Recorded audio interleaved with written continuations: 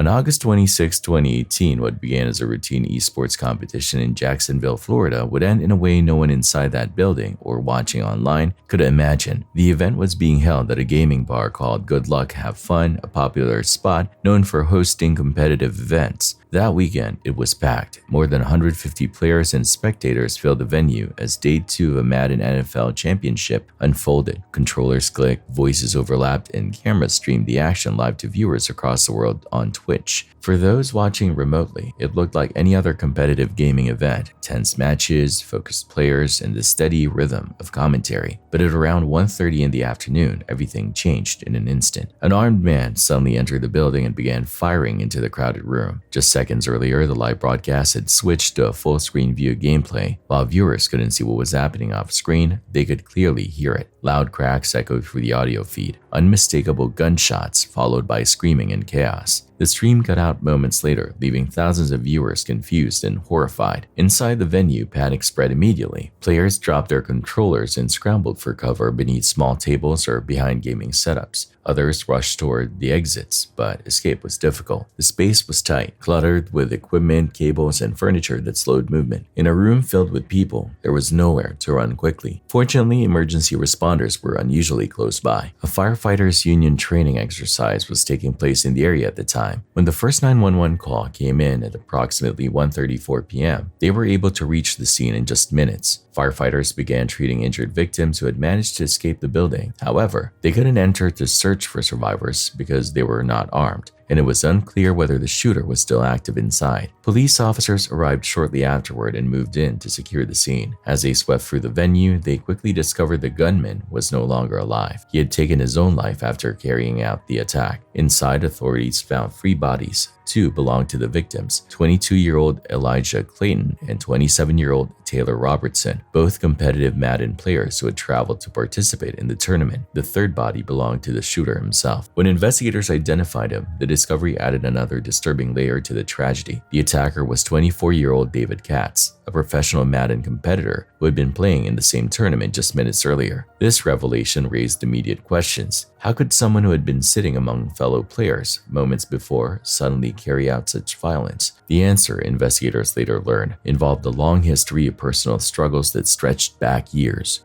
David Katz grew up in what appeared to be a stable and accomplished household. His father worked as an engineer for NASA, and his mother was employed as a toxicologist with the U.S. Food and Drug Administration. But behind that outward stability, Katz struggled with serious mental health challenges from a young age. By the time he was 9 years old, he was already experiencing behavioral issues that became a major source of conflict between his parents. His mother supported medical treatment, including psychiatric medications, while his father strongly opposed that approach. The disagreement contributed to the couple's divorce in 2007 when Katz was just 14. After the separation, he lived primarily with his mother. According to records and personal accounts, his condition worsened during this period. He withdrew socially, spent extended periods isolated in his room, and struggled with consistent school attendance. When he did attend classes, he reportedly kept to himself and rarely interacted with others. Gaming became his primary focus and escape. Over time, his intense dedication to Madden developed into competitive success. He eventually earned recognition with a professional gaming community, but his social difficulties and emotional struggles persisted. Medical records indicated he had been prescribed psychiatric medications and had spent time in mental health treatment programs. He also reportedly experienced significant conflict within his household, which deepened his sense of isolation and resentment. As an adult, Katz remained known within the competitive gaming scene as quiet, distant, and difficult to connect with. He had ongoing tensions with some fellow competitors, including Elijah Clayton. Their rivalry had reportedly escalated over time, fueled in part by disagreements related to gameplay strategies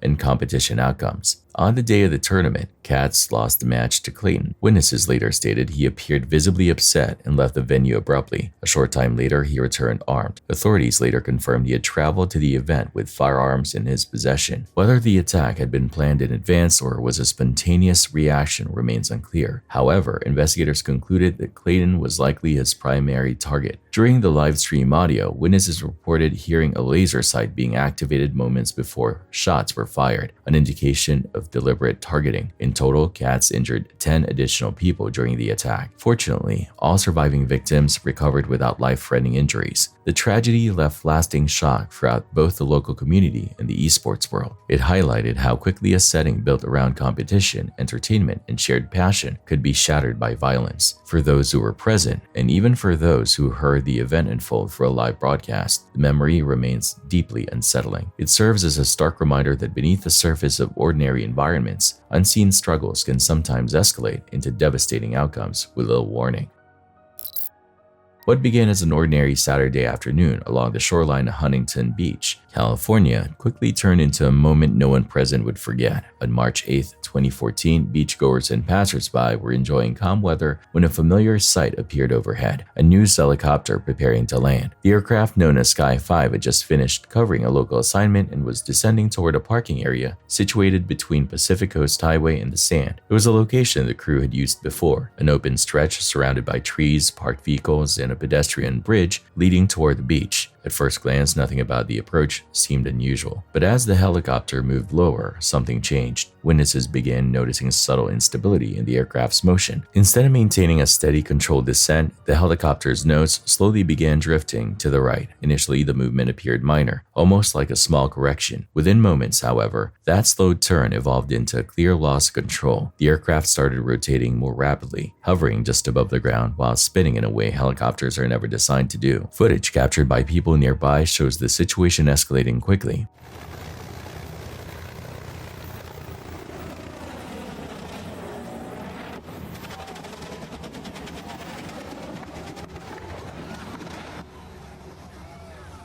As the rotation intensified, parts of the helicopter began breaking apart midair, a frightening sight that immediately signaled something had gone seriously wrong. The aircraft then slammed down near the edge of the pedestrian bridge. Trees positioned around the landing zone absorbed part of the impact, likely reducing the force of the crash. Even with that partial cushioning, debris scattered across the pavement, and the scene instantly became chaotic. Emergency responders rushed to the site within minutes. 5 individuals on board were injured, including a child. Despite the severity of the crash, officials later confirmed that none of the injuries were life-threatening, an outcome many described as astonishing given how close the helicopter came to flipping completely over. The aircraft remained upright after impact, something experts would later say made a critical difference. For hours afterward, the wreckage stayed in place while investigators carefully documented the scene. A large crane eventually arrived to assist with removing the damaged helicopter, marking the start of recovery operations. The crash's proximity to public walkways in a busy beach area immediately raised serious concerns. Many observers questioned how narrowly a far greater tragedy had been avoided. Former Sky5 pilot Tim Lance later reviewed the footage and provided insight into what likely caused the loss of control. According to his analysis, the earlier warning sign appeared when the helicopter's nose began turning right without correction. In helicopters, that directional control depends on pedals that manage the tail rotor. When the tail rotor stops responding properly, the aircraft loses its ability to counteract the powerful rotational force generated by the main rotor blades. As Lance explained, the main rotor spins in one direction, and without a functioning tail rotor to balance that force, the entire body of the helicopter begins rotating uncontrollably in the opposite direction. This phenomenon became visible in the video as the spinning accelerated. Moments later, the tail rotor assembly, including its gearbox, separated entirely from the aircraft. Such a catastrophic mechanical failure creates violent vibration and leaves pilots with extremely limited options for gaining stability. Despite those overwhelming conditions, aviation specialists praised the pilot's handling of the final seconds. Rather than allowing the aircraft to roll onto its side or flip upside down, outcomes that often lead to fatal injuries, the pilot managed to keep the aircraft upright during the descent. Experts later compared the challenge to attempting to steer a vehicle at high speed after suddenly losing both the steering wheel and brakes simultaneously. Maintaining even partial control under those circumstances requires exceptional training, quick decision-making, and remarkable composure. The National Training Safety Board quickly launched a formal investigation to determine exactly what failed and whether any warning signs had been present beforehand. For local residents and beach visitors, the event served as a sobering reminder how quickly routine operations can turn dangerous. News helicopters are a constant presence across Southern California, often passing overhead unnoticed. On that day, however, the hidden risks of aviation became impossible to ignore. In the weeks that followed, attention shifted toward prevention and safety. Investigators closely examined maintenance records, mechanical components, and the integrity of the tail rotor system. While the final findings would take time, one fact was immediately clear. A combination of pilot skill, environmental factors like nearby trees absorbing impact, and rapid emergency response prevented what could have been a far more devastating disaster.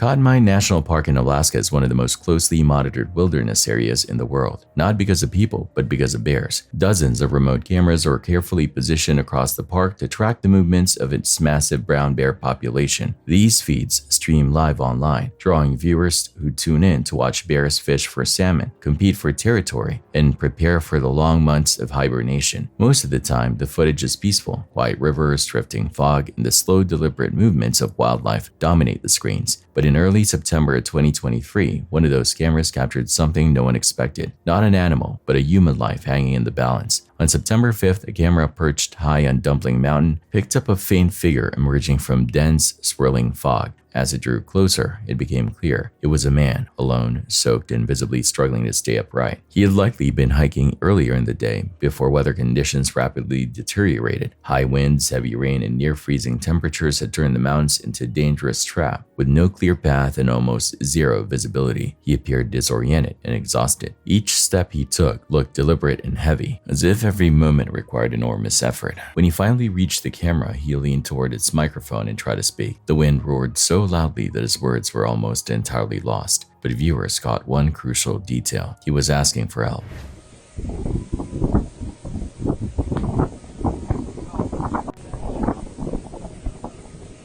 Those watching the live stream immediately contacted Explore.org, the organization responsible for operating the Wilderness Camera Network. Within minutes, the footage triggered an emergency response. Search and rescue teams were dispatched toward the camera's location. What made the situation even more astonishing was just how unlikely his rescue truly was. The man had managed to notice the camera despite the thick fog and deteriorating condition. At the same time, the live stream, which often goes unwatched for long stretches, happened to have nearly 20 viewers online at that exact moment. Had any of those factors been different, the outcome could have been fatal. Temperatures on Dumpling Mountain can drop dangerously low even in early fall, especially when combined with wind and rain. Being soaked accelerates heat loss dramatically, making hypothermia a very real threat within hours. Beyond the cold, the terrain itself posed another serious danger. The mountain slopes are steep and uneven, and in wet conditions, a single misstep could send someone tumbling into unseen ravines. Perhaps the most terrifying risk, however, was the wildlife. Katmai holds one of the highest concentrations of brown bears anywhere on Earth. In September, these animals are in a state of intense feeding before winter, making them more active and unpredictable. A lost weekend hiker wandering through limited visibility would have been extremely vulnerable. Fortunately, rescue teams reached the location within hours and were able to safely recover him. What could have ended as a tragic disappearance instead became an extraordinary example of how technology, timing, and pure chance can align to save a life, all because someone, somewhere, happened to be watching a quiet live stream at exactly the right moment. The footage you're watching was captured in Union City, California on October 25, 2025. An 8-year-old girl is standing outside her home, just steps away from her pregnant mother. It looks like an ordinary afternoon in a quiet neighborhood until everything changes in seconds.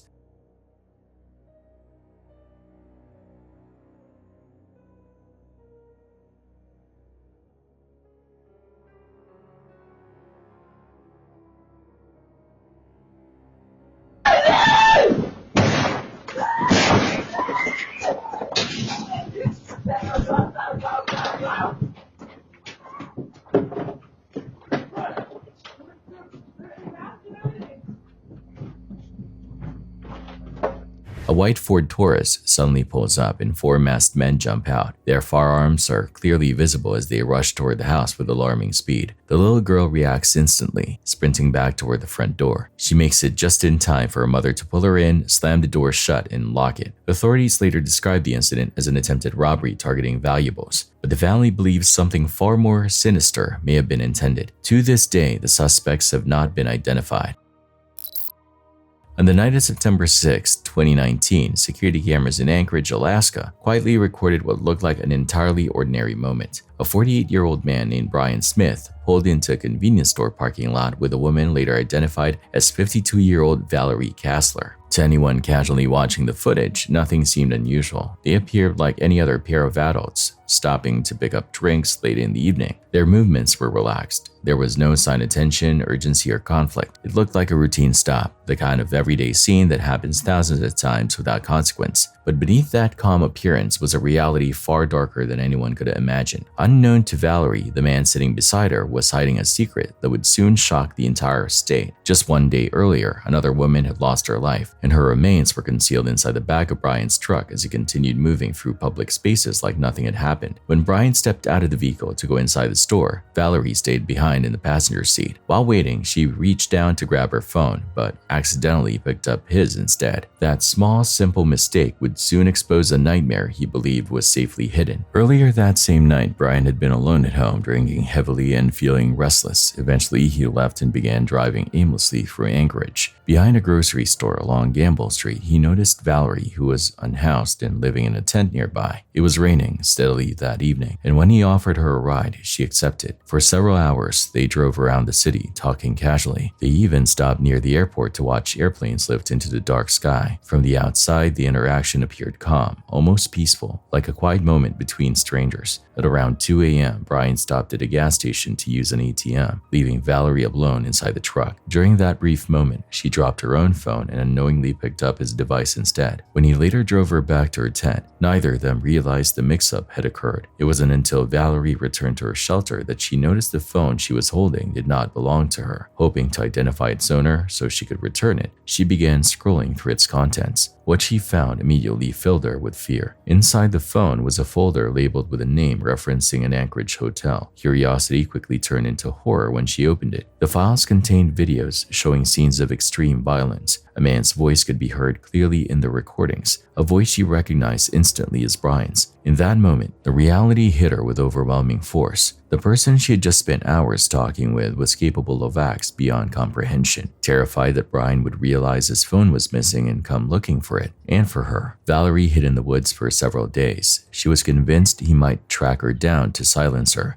Eventually, despite her fear, she found the courage to contact authorities. She turned over the phone and memory card, fully aware that the evidence she carried could prevent further harm. When investigators reviewed the material, they were deeply shaken. One detective immediately recognized the voice in the recordings from a previous case. It belonged to Brian Smith. Around the same time, human remains had been discovered near Mile 108 along the Seward Highway. Testing later confirmed they belonged to 30-year-old Kathleen Jo Henry. Digital location data from the phone placed Brian's device at the exact location where the recordings were made. By then, Brian had already left Alaska and was traveling with his wife in Washington, D.C. Investigators waited for his return. When his plane landed back in Anchorage, officers moved quickly and took him into custody. During questioning, Brian initially appeared calm and cooperative. He believed investigators wanted to speak with him about a previous incident involving his truck being broken into. He even mentioned a missing camera. Unaware, detectives already possessed the memory card. As investigators began presenting evidence step by step, his explanations started to unravel. He admitted to renting a hotel room and meeting a woman, but insisted he did not know her identity. Even when shown details linking him directly to Kathleen Henry, claimed he could not recognize her. Detectives explained that multiple recordings connected him through voice analysis, GPS tracking, and visual confirmation. As questions continued, Brian grew visibly uncomfortable. He suggested someone else might have planted the evidence. Later, he claimed he could not remember key events. When confronted with images showing the disposal of remains, he offered a vague explanation about discovering something in his truck and panicking. Investigators quickly pointed out that photographs on the same memory card showed him actively participating in those actions. Eventually, Brian admitted he had cleaned his truck extensively, removed interior carpeting, and used strong chemical cleaners in an attempt to eliminate evidence. That statement confirmed what investigators already believed. He had tried to erase every trace. Just when the interview seemed to be ending, Brian asked if there was time to discuss something else. He then made another shocking admission, referencing a separate incident years earlier involving another woman. That revelation exposed a disturbing pattern hidden beneath his outwardly normal life. For years, Brian Smith had appeared to be an ordinary individual, someone with a job, a family, and a routine existence. But because of a single accidental phone swap and the courage of one woman willing to come forward, his crimes were brought into the open. What might have remained concealed indefinitely was uncovered, stopping a cycle of violence that could have continued unseen and preventing future harm from ever happening again. This investigation would become one that Omar, along with Colton and Casey, would never forget. It wasn't just another abandoned location or rumored haunting. From the moment they arrived, there was an overwhelming sense that something was deeply wrong, something that didn't want them there. For this exploration, Omar teamed up with the creators from Mindseed TV to investigate a location infamous among paranormal researchers, a remote structure often called the Conjuring Cabin. All three of them were seasoned explorers. They had spent years documenting alleged supernatural activity and prided themselves on staying calm and skeptical, even in intense situations. But this place would test that confidence in ways none of them expected. The land itself carried a disturbing history. Back in 1839, a wealthy banker named Richard Myers built what he believed would be his dream home on that very property in rural Georgia. However, construction revealed something unsettling: human remains buried beneath the soil. In an attempt to quiet whatever presence lingered there, those remains were relocated and reburied elsewhere. It didn't help.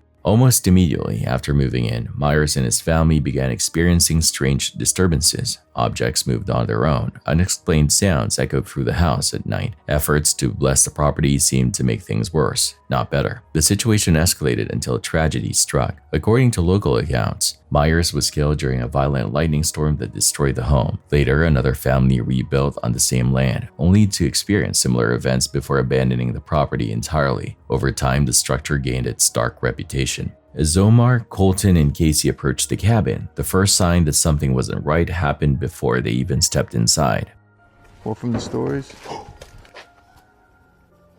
A loud, sudden crash echoed from within the building, a sound that none of them could explain. It felt less like a coincidence and more like a warning. Once inside, the atmosphere shifted instantly. Each of them described a crushing sensation, as though an invisible weight pressed down on their chests. Even breathing felt harder. It was a physical reaction that none of them could ignore. The tension escalated when they entered one of the interior rooms. It's pretty dark.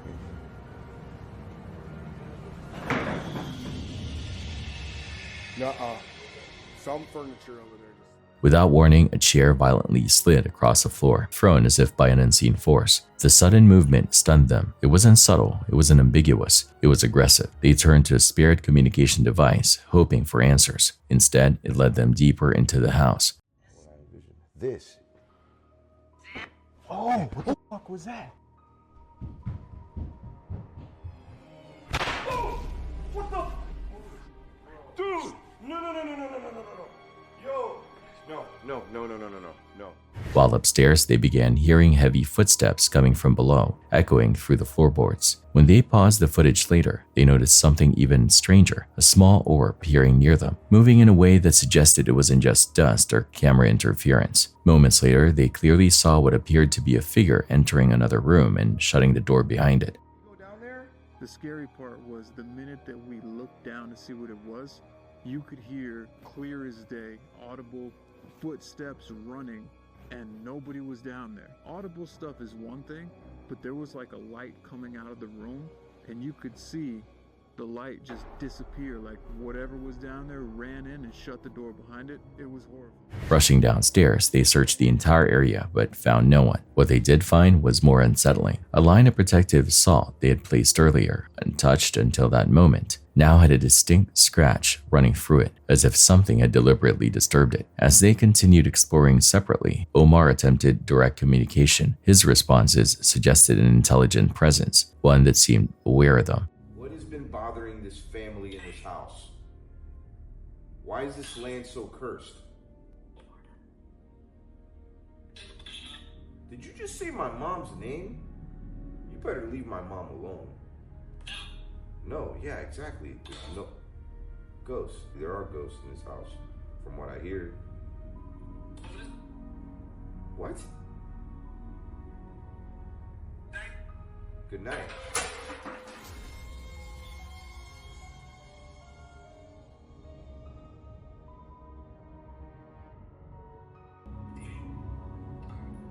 Room. You want me to go in the room? That's what you want? All right, I'm in here.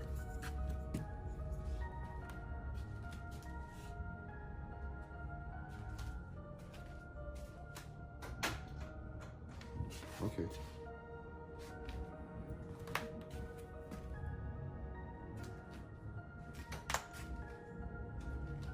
Hello?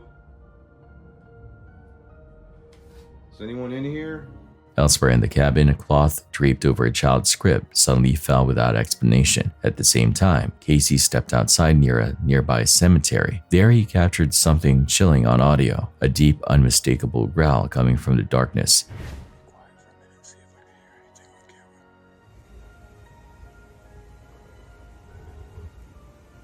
Okay, no.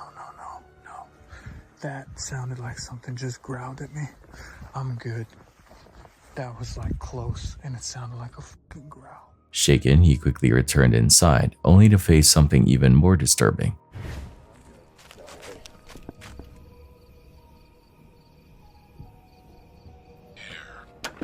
Omar? Yeah, man. Not by myself. Jenga over there in the corner, completely just like it just got destroyed.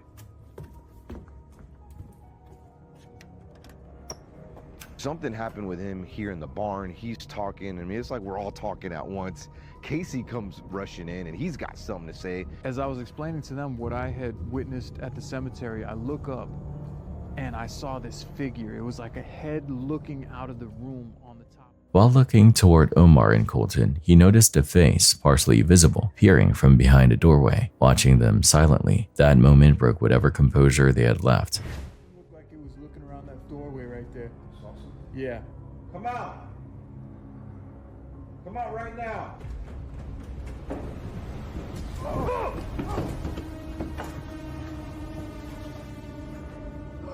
What's happening? Dude, look, the door. I'm leaving. We've experienced phantom footsteps before. We've even experienced like charges of energy coming towards us, but nothing ever as powerful that is enough to knock 3 grown men on their ass. All 3 investigators, known for remaining steady under pressure, were visibly terrified. They fled the cabin, unwilling to continue. None of them attempted to return. Personally, never, ever return to this place. Like this right now, this is as close as I'll ever. To this day, what they encountered remains unexplained, and perhaps that's what makes it so unsettling. Some places don't just hold history, they hold something that feels aware, something that feels hostile. And sometimes, the most disturbing realization isn't what you see, but the feeling that something unseen is watching you back. What you're about to see is genuinely shocking, and it's one of those moments where multiple camera angles are necessary to understand just how extreme it really was.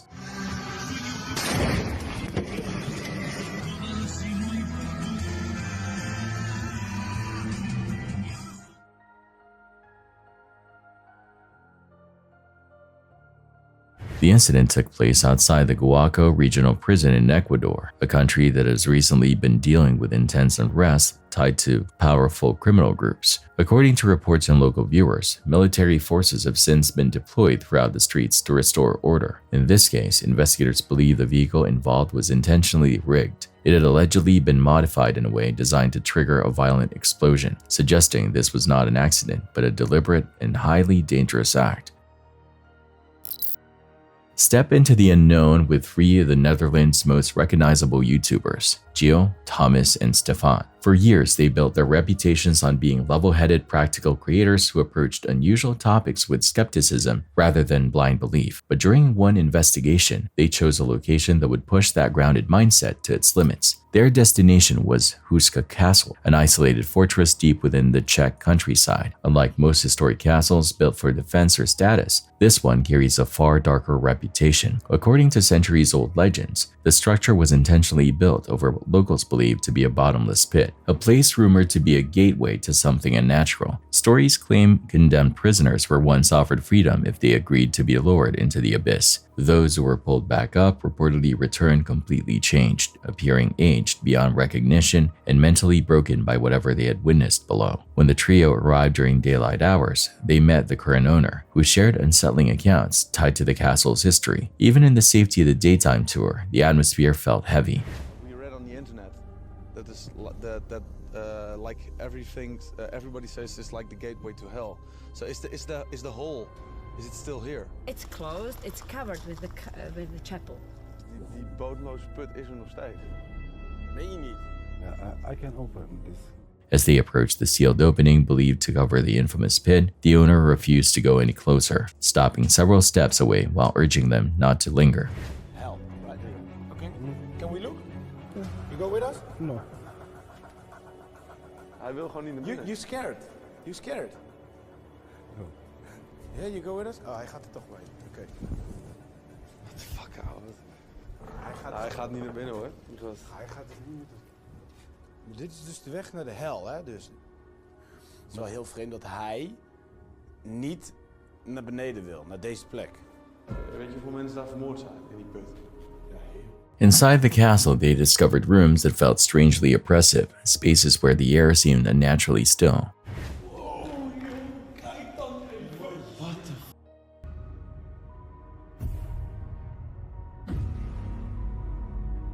hang je godsnaam zoveel dieren aan de muur? Ja, ze jaagden denk ik vroeger hier.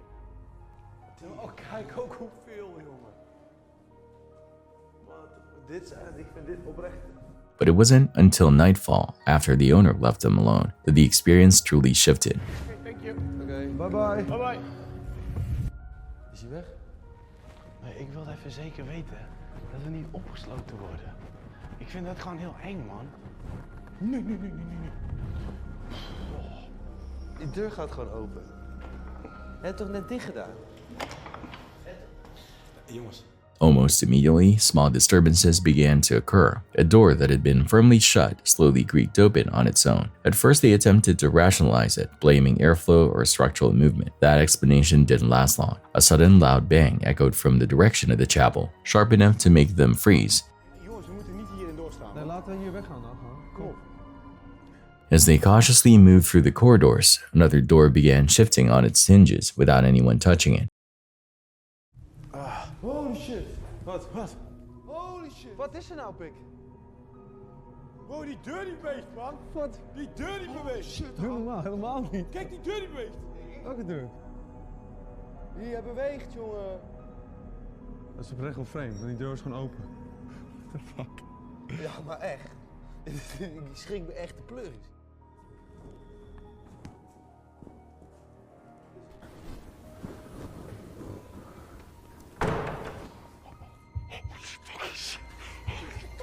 Nee, dit hebben we toch? Dit hebben we op beeld, toch? Ik ga hier niet zijn. Wat was dat dan? What the fuck is dat nou? Ik wil hier echt niet slapen, man. Nou, dit was echt heel erg raar. En er is ook niemand anders hier, dus... Maar er was echt een andere kant, dat was aan het eind van die gang gewoon. Ik heb het op camera. Ja, we hebben het op beeld. Ik heb het oprecht op camera. Maar ik word helemaal gestoord, ouwe. Ja, ik wil je naar buiten, kom, we gaan naar beneden. Ja, ik Ja, ik wil ook hier weg, man. Ik begin echt te denken dat dit gewoon echt een fucked up plek is, man. Ja, man. Then came more unexplained noises from deeper within the building, forcing them to rush outside toward the courtyard. By that point, the tension was overwhelming. Ruiken jullie ook vuur? Hè? Hey. Holy fucking shit, gast, what the fuck? Er is iemand hier. Die lamp die gaat uit. Die lamp die gast. ging uit. Er is iemand hier. Film, die lamp die ging uit. Ouwe, die lamp die ging uit. Nee, dat meen je niet. Steve, die lamp die ging uit, hè? Steve, no joke, die lamp ging Gast, uit. kijk dan, er is iemand hier. Dat raam staat open, gast. Nou ja, goed, jongens, we moeten echt onszelf even bij elkaar houden, want anders gaat het helemaal fout. Maar ik wil het serieus bijna op beeld zou ik het terug willen zoeken. Of wij dat gefilmd hebben, of die lamp aanstond.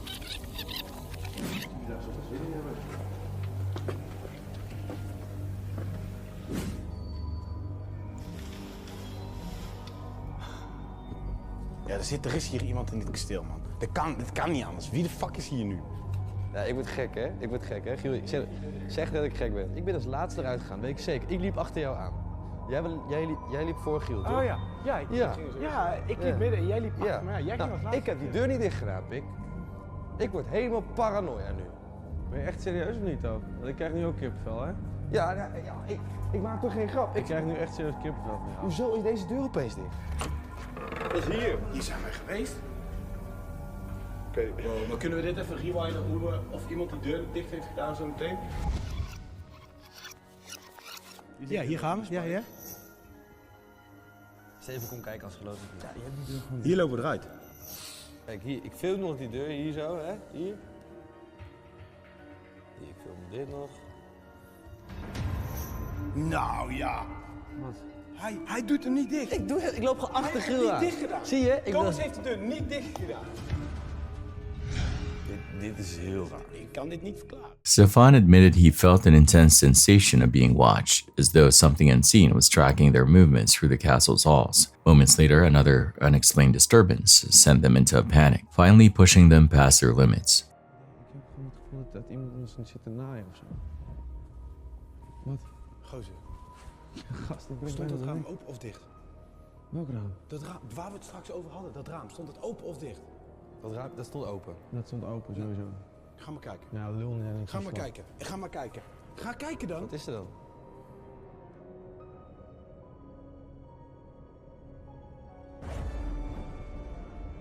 Het raam is fucking dicht, man. Het raam is gewoon dicht. Je zit hier dicht, gewoon dicht, ouwe. Ik zweer het je. Ik ben gek, ouwe. Pak die shit. Ik word toch gek van jou, man. I grab my shit, pak die camera. They fled the property, shaken and unwilling to stay another minute. To this day, none of them can fully explain what they experienced inside Huska Castle, a place many believe holds secrets that were never meant to be uncovered.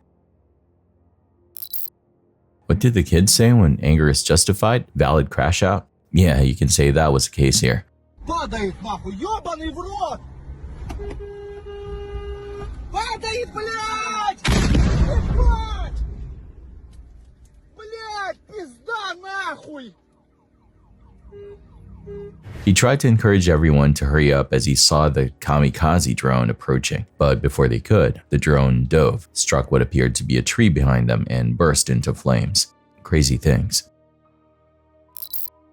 Early on a Wednesday morning in 2023, a normally peaceful neighborhood was jolted awake by a brazen crime that unfolded in front of security cameras. It was just after 3 a.m., a time when most homes were dark, streets were nearly silent, and only a few late-night businesses remained open. Inside a nearby 7-Eleven, a clerk and a lone customer moved through their routine, unaware that within moments, that quiet would shatter completely. Without warning, a stolen SUV rolled into the parking lot and stopped directly in front of the store's entrance. Its headlights washed across the glass windows before cutting off abruptly. Within seconds, two masked individuals jumped out. Both wore gloves and face coverings, their identities carefully concealed. Their movements were quick, deliberate, and coordinated, suggesting this was far from their first attempt at such a crime. One suspect immediately rushed toward the storefront, carrying a heavy tool designed for smashing reinforced glass. The other darted inside as soon as the first impact struck. The sound of shattering windows echoed through the store, sending a wave of panic through those inside. Though no one was physically injured, the sudden violence of the moment left both the clerk and customer frozen in fear. The suspect who entered wasted no time. Moving with clear intent, he sprinted toward the ATM positioned at the back of the store. In a matter of seconds, he secured a thick metal hook around the machine. With a quick signal to the driver waiting outside, the next phase of the plan began. The SUV suddenly accelerated forward. With immense force, the vehicle yanked the ATM from its bolted position, tearing it free from the floor. Sparks and debris scattered as the heavy machine was dragged across the store's entrance. The entire operation unfolded with startling speed. From the moment the suspects arrived to their escape, less than 2 minutes had passed. By the time they sped away, the store was left damaged, shaken, and eerily quiet, while those inside struggled to process how quickly their ordinary night had turned into a frightening ordeal. Police later confirmed officers arrived roughly 15 seconds after the suspects fled, but by then, the stolen SUV was already heading westbound onto the interstate. Although the escape initially appeared successful, the plan quickly unraveled. While While driving at high speed, the suspects lost control of the ATM they had dragged away. The machine broke loose near a local auto dealership and was abandoned on the roadside. Shortly afterward, authorities located the stolen vehicle itself about half a mile away, thanks to surveillance footage and reports from alert residents who noticed the suspicious activity. The investigation soon revealed an even more troubling detail. The SUV used in the crime had been stolen just an hour earlier from an apartment complex in Dallas. Detectives also linked this incident to a series of nearly identical thefts across the Dallas-Fort Worth area. In multiple cases, criminals used stolen vehicles, worked in pairs, and targeted ATMs during late-night hours when businesses were still open but staffing was minimal. Authorities warned that these types of smash-and-grab ATM robberies have become increasingly common. Criminals often choose overnight hours, knowing police resources may be stretched thin and that store employees or customers could still be present. That reality is what makes footage like this so unsettling. Beyond the financial loss and property damage lies the very real danger faced by innocent people caught in the wrong place at the wrong time. In this case, those inside were fortunate to escape without injury, but the outcome could easily have been far worse. Police urged anyone with information to come forward, emphasizing that anonymous tips often play a crucial role in identifying suspects and preventing future crimes. While the individuals responsible managed to flee that night, the video they left behind continues to stand as a stark reminder how quickly an ordinary moment can erupt into chaos, and how fragile the sense of safety can be, even in the quietest hours of the night.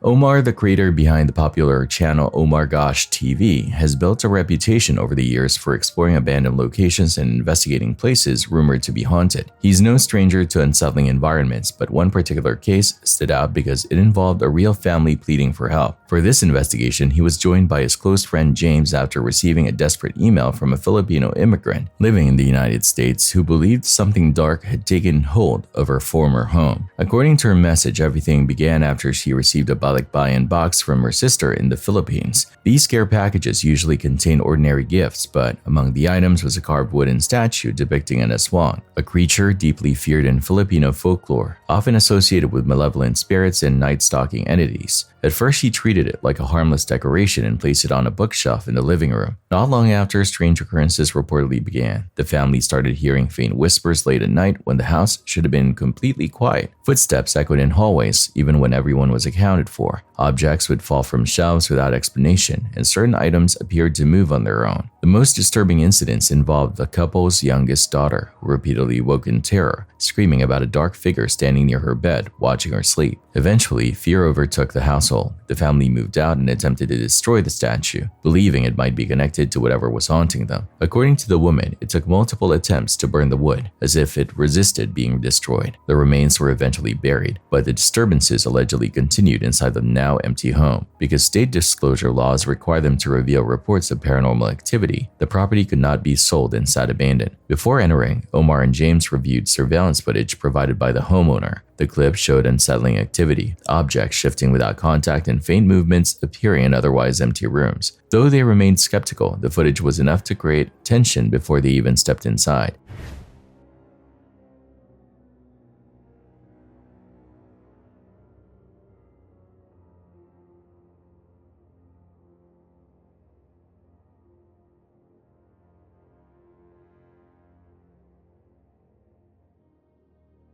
Once inside the house, the atmosphere felt heavy and strangely oppressive.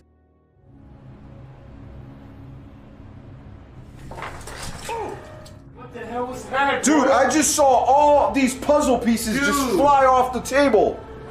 I'm not even kidding you, bro. I've never seen anything like that. Dude. I'm not crazy, okay? I'm not crazy. Whoa, You saw that. Wait, is the door open? The door is Okay, the door is closed. not open. For sure, the door is not open. Like, I know that's not the wind. Maybe there's a window open. Okay. It was when you sat in that chair. You sat in that chair and it pissed it I off. didn't even think about that. Don't let it freak us out because it's gonna really you know what I mean? If we show. I'm not scared. I'm not scared. During their initial walkthrough, a puzzle sitting on a table suddenly slid off onto the floor with no visible cause. Later, while examining a child's bedroom, a small toy ball rolled slowly across the floor toward them, despite there being no airflow or slope.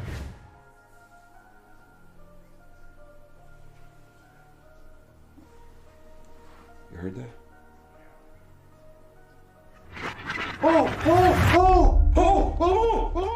Freaked us out. At that point, I was like, why are we here? Why did I agree to do this? But then I was like, the reason why we're here is we're trying to find answers for the Cruz family. We want to let them know, hey, we can confirm that there is something there. I literally saw this ball as I'm walking down the hallway go flying as if like a ghost kicked it.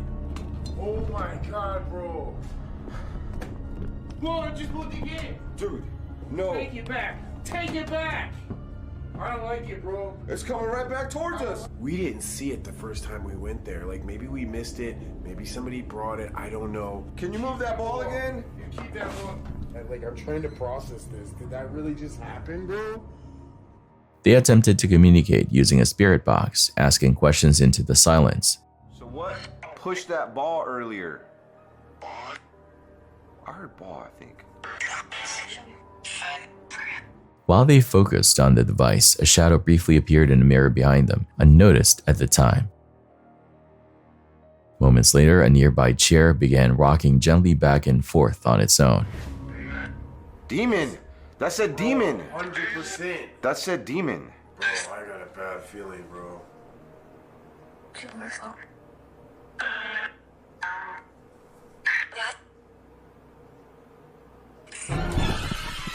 Look behind you! Look behind you! Look behind you! What is it? Look behind you!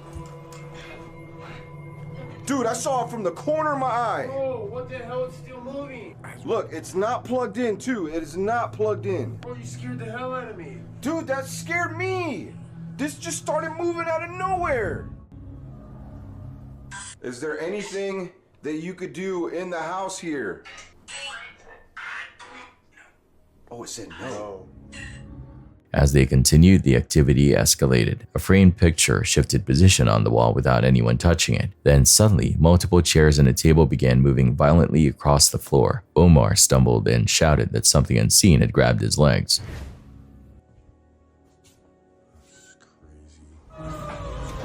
What do you think? What the? What? Bro, What? Bro, What? Dude, What? the whole freaking table just moved. Nuh-uh. Bro, the whole table. Bro, Something just grabbed me by the leg. Bro, get me out of here. Get me out of here. Are you serious? Something just grabbed me.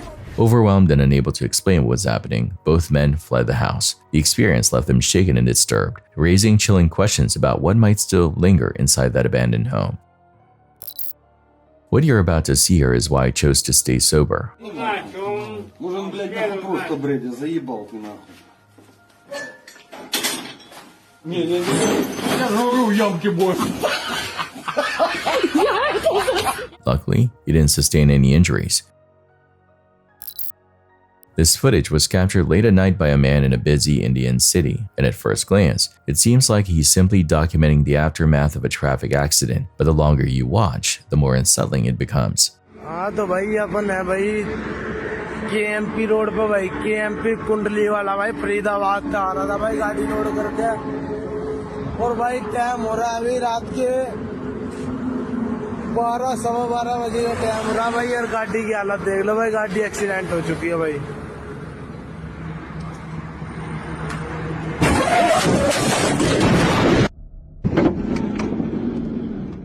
According to the subtitles included in the clip, he had just been involved in a hit and run on a freeway around midnight. With little traffic and no immediate help in sight, he stepped out of his vehicle to record the damage and explain what had happened. There are no major news outlets covering the incident, so most of the context comes directly from his own account in the video. What happens next is sudden and shocking. As he stands near his damaged car, another truck barrels down the road and slams into the vehicle. Whether it was poor visibility, high speed, or simply bad luck, the impact is violent. In hindsight, standing that close to a disabled car on a dark freeway was incredibly dangerous, but in moments of shock, people don't always make the safest decisions.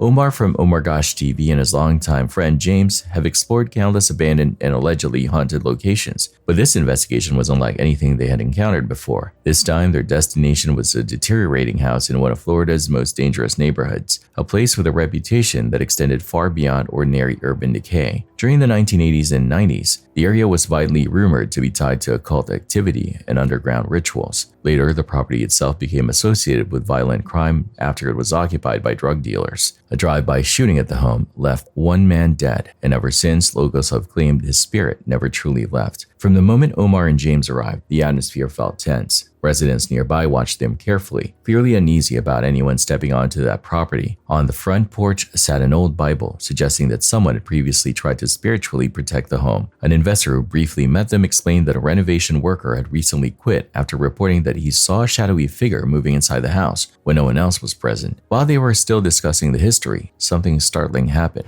This way, into the home. Are they still there? No, the reason why not. Oh, what the hell is that? Bro, what's all up, bro? I just got chills. Look at this. Look at it. I got chills. Look, I got chills. No. Dude, what just happened? I don't know. I heard something back here. The front door, which had been fully closed, suddenly swung open with force. Later, a review of their footage confirmed no one had touched it. The unexpected event was enough to make the investors leave immediately, unwilling to remain any longer. Bro, are you kidding me? Did that door really just open up by itself? Seriously? Was it? It was closed, right? I don't know. I just checked it. It was locked. It was locked. This door was locked? Yeah, it was locked. I came to and I checked it. And it was locked. I couldn't open it. The back of the house. I didn't even see back here.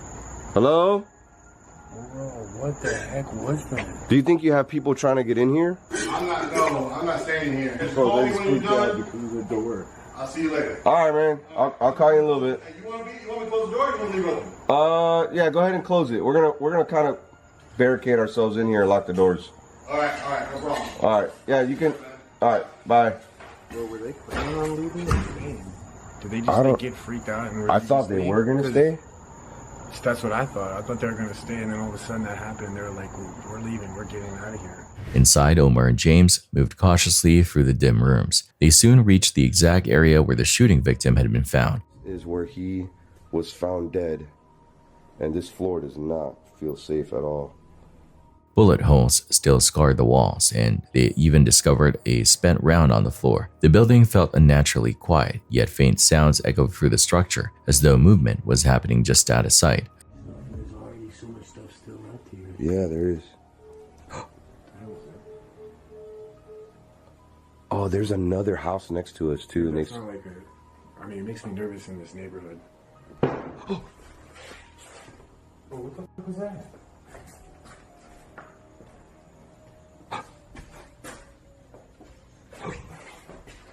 Bro, we're like surrounded by noises right now. I heard something back here.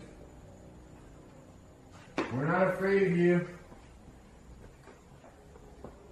We're not here to cause harm. If you want to communicate with us, we're here to listen. We're not here to hurt you.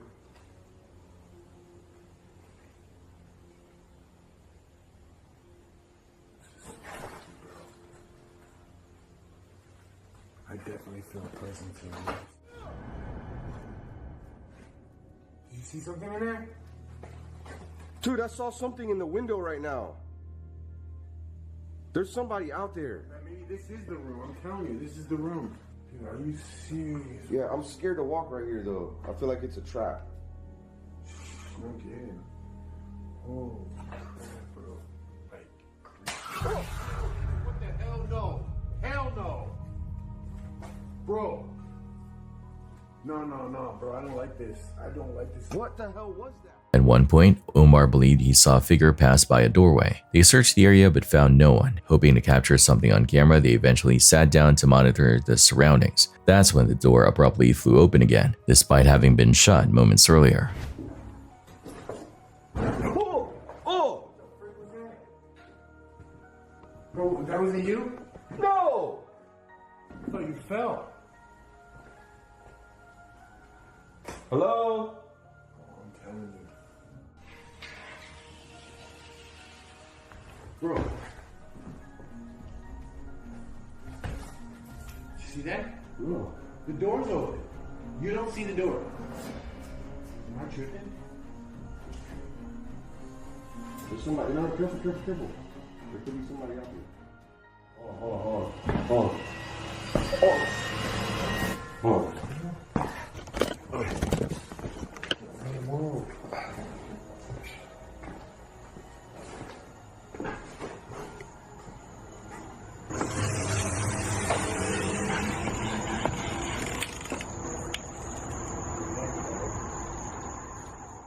On the recording, a faint shadow appeared behind the glass, but there were no footsteps or other signs of a person.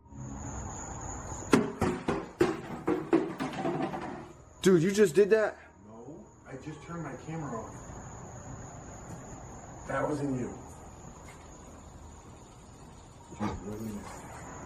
Alright, I'm ready to go. I'm ready to go, dude. It came from this dark room right here. More disturbances followed. Objects shifted and fell without explanation, including a book that suddenly dropped nearby. The constant noises and unexplained movements steadily increased their anxiety.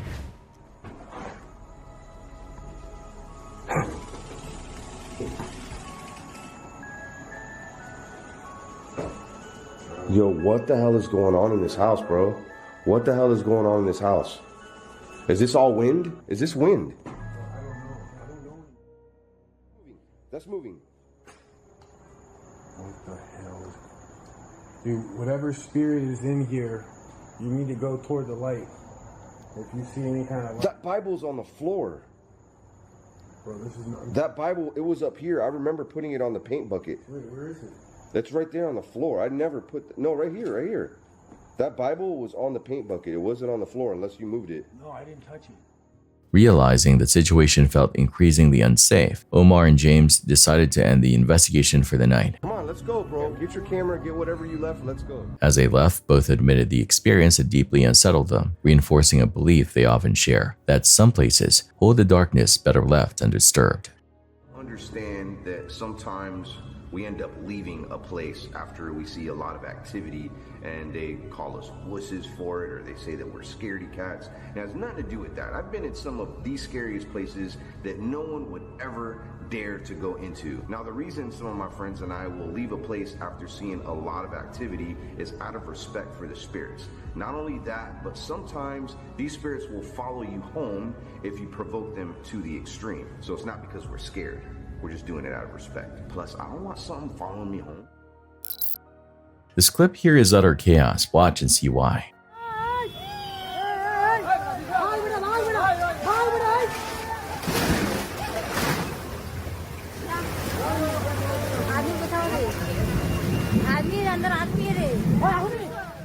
The torrential rains in the Indian city of Silchar caused a board of some kind to collapse, and they were essentially at the wrong place at the wrong moment. Although he was fortunate to escape, he left his passenger inside. Fortunately, he too made it through this experience.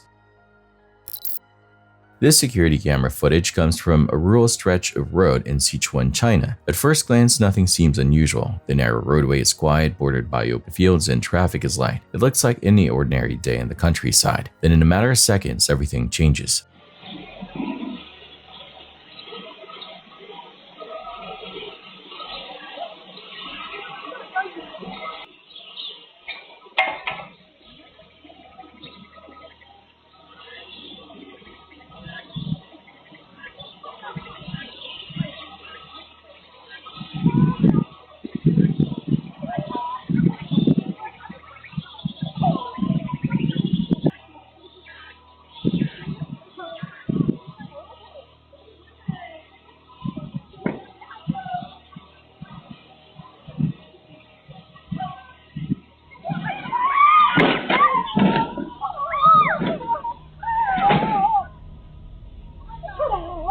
The driver attempts what appears to be a simple U-turn, but something goes terribly wrong. Instead of completing the turn smoothly, the vehicle loses balance and suddenly tips, flipping onto its side. The motion is abrupt and almost hard to process. What makes the situation even more alarming is how close the car comes to a nearby farm worker tending the fields. The vehicle narrowly avoids landing on the unsuspecting person, turning an already bizarre accident into something that could have been far worse. On the morning of June 12, 2025, drivers traveling along Interstate 95 in Brevard County, Florida, expected nothing more than an ordinary midday commute. The weather was clear, traffic moved steadily, and the routine rhythm of the highway felt completely uneventful. But within a matter of seconds, something unfolded in the sky above that would turn a normal drive into a moment no one present would ever forget. High overhead, a small twin-engine training aircraft had departed from Merritt Island as part of a routine instructional flight. These types of flights happen every day and are typically calm, structured learning experiences experiences for pilots in training, but on this particular day, the aircraft suddenly began experiencing severe mechanical trouble. Without warning, both engines started losing power at nearly the same time, an extremely rare and dangerous scenario that immediately placed everyone on board in a life-threatening emergency. A nearby motorist happened to capture the unfolding event on video. The footage shows the aircraft descending at an alarming rate, its engine sputtering unevenly as the plane dropped lower and lower toward the busy interstate below. At first, drivers were confused by what they were seeing. Many assumed the aircraft would veer away at the last moment, perhaps gliding toward an open field or attempting to reach an airport. Instead, it continued moving downward directly over the highway. Then came the moment that stunned everyone watching. Rather than striking the pavement directly, the aircraft made contact with the roof of a Toyota Camry traveling along the roadway. The impact produced a harsh metallic grinding sound as the plane scraped across the top of the vehicle. For a brief instant, it appeared that the situation would end in catastrophic loss of life, but incredibly, that outcome never happened. According to later reports from the Florida Highway Patrol, no one involved in the crash suffered life-threatening injuries. Emergency responders rushed to the scene expecting a worst-case scenario. Instead, they found the driver shaken and disoriented, but alive, climbing out of a vehicle as smoke drifted from the damaged aircraft. The plane had slid along the Camry before coming to rest across part of the highway. Debris scattered across the asphalt, and the aircraft's structure was heavily damaged. But the worst-case disaster had somehow been avoided. Investigators from the National Transportation Safety Board quickly took control of the scene. Their early findings confirmed that the aircraft experienced a dual-engine failure, one of the most dangerous emergencies a pilot can face. Without engine power, a plane loses its ability to maintain altitude and become essentially a glider, leaving the pilot with only limited control over where it can land. In this case, the pilot had only seconds to react. With no runway nearby and heavy traffic below, every option carried significant risk. Authorities later credited the pilot's decision-making for preventing a far more tragic outcome. Evidence suggested the pilot attempted to guide the aircraft toward a less crowded portion of the highway, minimizing the potential for widespread casualties. Witnesses described the experience as surreal. Many said it felt like watching events unfold in slow motion as the aircraft descended closer and closer. Some drivers swerved instinctively while others froze in disbelief, unable to fully process what was happening until the moment had already passed. First responders arrived quickly, securing the crash site and assisting those involved. Their rapid response helped prevent secondary collisions and ensured that everyone received immediate medical attention. In the days following the incident, the dramatic footage spread widely through news reports and online platforms. Viewers across the country expressed amazement that such a frightening event ended without fatalities. Aviation experts also emphasized how rare dual-engine failures are, noting that investigations would focus on possible causes such as mechanical malfunction, fuel contamination, or system failure. Training flights like this one are normally routine, conducted under strict safety protocols. But this event highlighted how unpredictable mechanical failures can be, even under controlled conditions. For those who witnessed the crash firsthand, the memory remains deeply unsettling. Seeing an aircraft descending toward a crowded interstate is something few people ever imagine experiencing. Yet amid the fear and chaos, one truth remains remarkable. Despite the terrifying circumstances, every person involved survived. The incident stands as a powerful reminder how quickly an ordinary moment can turn into a life-or-death situation, and how skill, quick judgment, coordinated emergency response, and a measure of luck can sometimes prevent tragedy when the odds seem overwhelmingly against it. The event was meant to be a celebration, complete with fireworks lighting up the night sky, but whenever pyrotechnics are involved, there's always the risk that something can go wrong. In this case, it did, and it escalated quickly.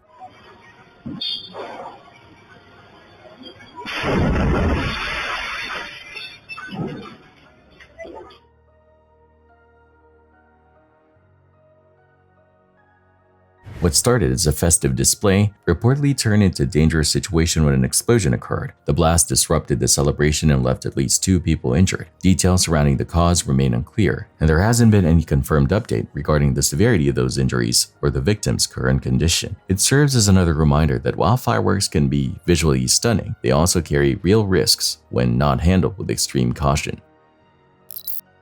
What you're about to watch is first-person footage recorded during a hill climb run in China. Clips from this perspective are fairly uncommon, since very few drivers actually mount cameras to their helmets or heads. In this case, however, that decision ended up capturing a moment that quickly turned from routine to terrifying.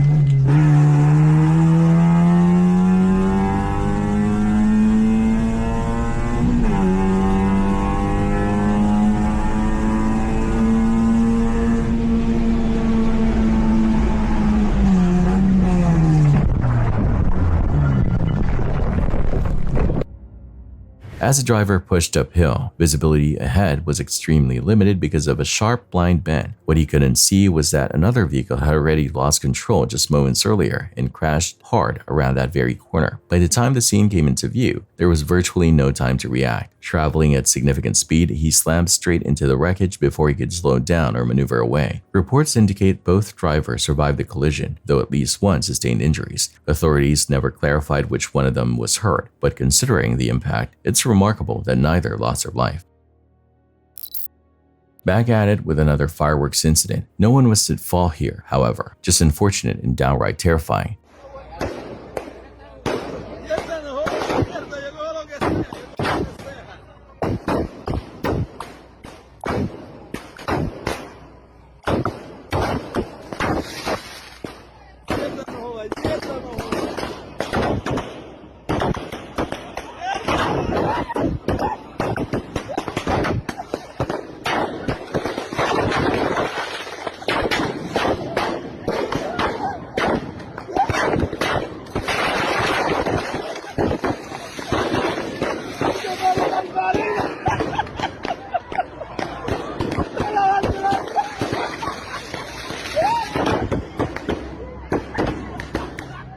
To begin with, it's intriguing to see a dog go nuts next to pyrotechnics, but I suppose the dog was a street dog and had other intentions. There could have been serious injuries here due to the insane chaos that resulted from it. Fortunately, that didn't occur. However, this is one of those videos where you have to see it to believe it.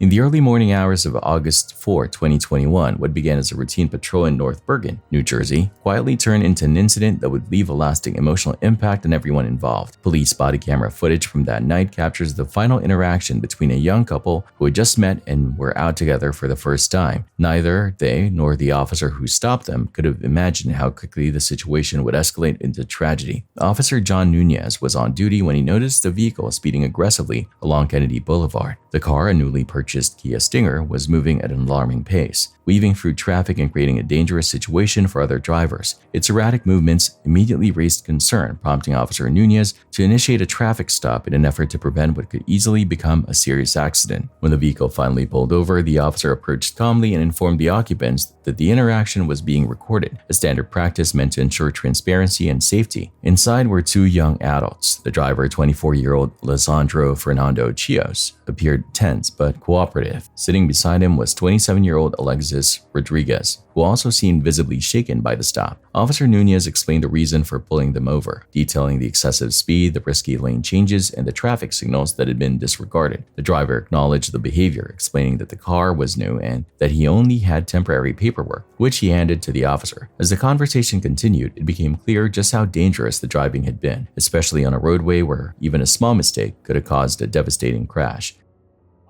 Yeah, that's what I'm stopping you for. Reckless driving, careless driving, speeding, and the lights you ran, okay? You were doing at least 100 on Kennedy Boulevard. All right, man? You almost struck my car because I was making a right turn. All right? You don't have a driver's license? I do. I mean, I have that for now. I'm still waiting for the new one to come in. Okay, but do you have a driver's license? Yeah, I do. You sure? Yeah. Okay. Remaining professional but firm, Officer Nunez emphasized how close the situation had come to ending badly. He explained that the vehicle had been traveling at an extremely unsafe speed and had nearly struck his patrol car moments earlier. During the stop, he also discovered that the driver was also operating under restrictions that limited when he was legally allowed to be on the road. Despite these violations, the officer chose not to issue every possible citation. Instead, he issued several significant tickets while also providing a stern warning. He stressed that the outcome could have been far worse and reminded them that reaching a destination safely should always matter more than arriving quickly. Throughout the exchange, emotions were evident. The driver repeatedly expressed regret and accepted responsibility for his actions. The passenger appeared deeply concerned, acknowledging how frightening the situation had felt. Officer Nunez continued to reinforce the seriousness of reckless driving, reminding them that such behavior does not only endanger the driver but everyone sharing the road. After returning their documents and explaining the citations, he told them to drive safely and watched as they left. The interaction seemed to end on a note of caution and relief. Only minutes later, however, a radio call reported a severe crash involving a tractor trailer nearby. Officer Nunez responded immediately, unaware that he was about to encounter a heartbreaking reality. When he arrived at the scene, he recognized the vehicle almost instantly. The wreckage belonged to the same Kia Stinger he had stopped just moments earlier. The collision had been catastrophic. Investigators later determined the car had been traveling at speeds exceeding 120 miles per hour seconds before impact. The force of the crash caused the vehicle to slide beneath the trailer, emerging on the other side completely destroyed. Officer Nunez quickly called for additional emergency support and crash investigators. First responders assessed the scene and confirmed that the impact had been unsurvivable. Both occupants had died instantly. The emotional weight of the moment was profound. Fellow officers and emergency personnel could be heard checking on Officer Nunez, aware of how difficult it was to process the realization that the individuals he had just spoken to were now gone. On body camera footage, he expressed shock and sadness, replaying the traffic stop in his mind and remembering how young they were and how close they had been to continuing their lives safely. Are you okay? Yeah, bro, I'm good.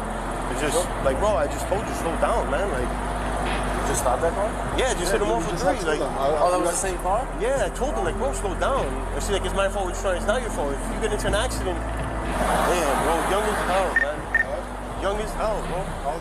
Colleagues reassured him that he had done everything within his power. He had intervened, warned them, and given them an opportunity to make a safer choice. Ultimately, the decision to resume dangerous driving was beyond his control. The loss of 2 young lives and what was meant to be a simple night out left a lasting impact on everyone involved. It stands as a sobering reminder how quickly decisions behind the wheel can lead to irreversible consequences. Speed and recklessness may feel insignificant in the moment, but they carry risks that can change lives in seconds. This footage and the story behind it continue to be shared, not for shock value, but as a powerful lesson. Every decision on the road matters. A brief moment of impatience or risk-taking can have consequences that extend far beyond the individuals involved, affecting families, communities, and first responders who must bear witness to the aftermath.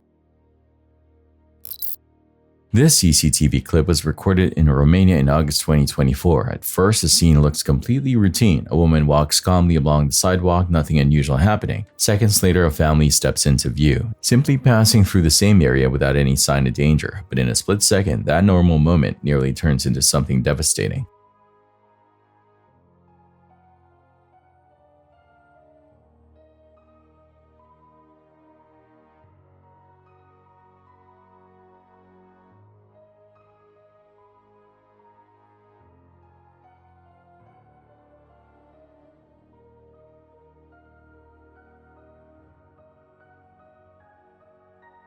If you ever needed an example of what a true close call looks like, this would be it. The situation unfolds so quickly that it's almost hard to process. It could have ended in tragedy with the entire family seriously hurt. Instead, thanks to sharp awareness and especially the father's quick reaction, disaster was narrowly avoided. Everyone walked away unharmed, which feels nothing short of miraculous.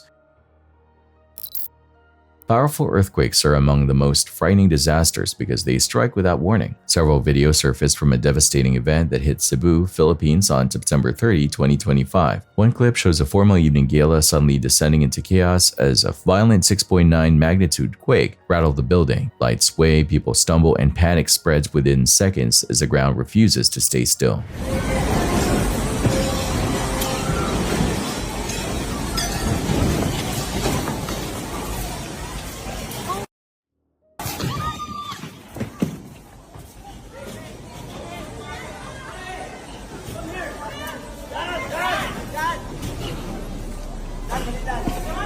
Another recording captured from a vehicle's dashcam may be even more unsettling. It shows a car trapped on a bridge while the entire structure violently shakes beneath it. In moments like that, there's nothing anyone can do except sit helplessly and hope the roadway doesn't give way. Anak ko na sila nag-aabot kay palakat na sa teriya. Kay niyara ko na siya gipalapitan nga pwede makitawag city pwede ko ang estudyante nga. Laoy na mara.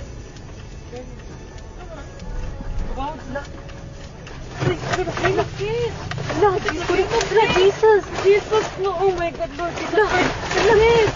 Lang! Naglinog lang! Lang! Jesus Christ! Yes! Makatras ka pa! Dili na! Itawag! Nalito na! Lord Jesus Christ! Lord Jesus! Lord Jesus Christ! Lord! Lang! Kusog ka ayo! Ang linog lang! Lord Jesus! Relax! Lord Jesus Christ! Relax! Lord Jesus! Lord Jesus Christ! Lang! Naglinog lang! Lord. Napagid mi sa bridge. Lord. Shh. Earlier reports confirmed at least 69 fatalities and more than 150 injuries, with officials warning that the toll could rise as rescue crews continue searching through the devastation.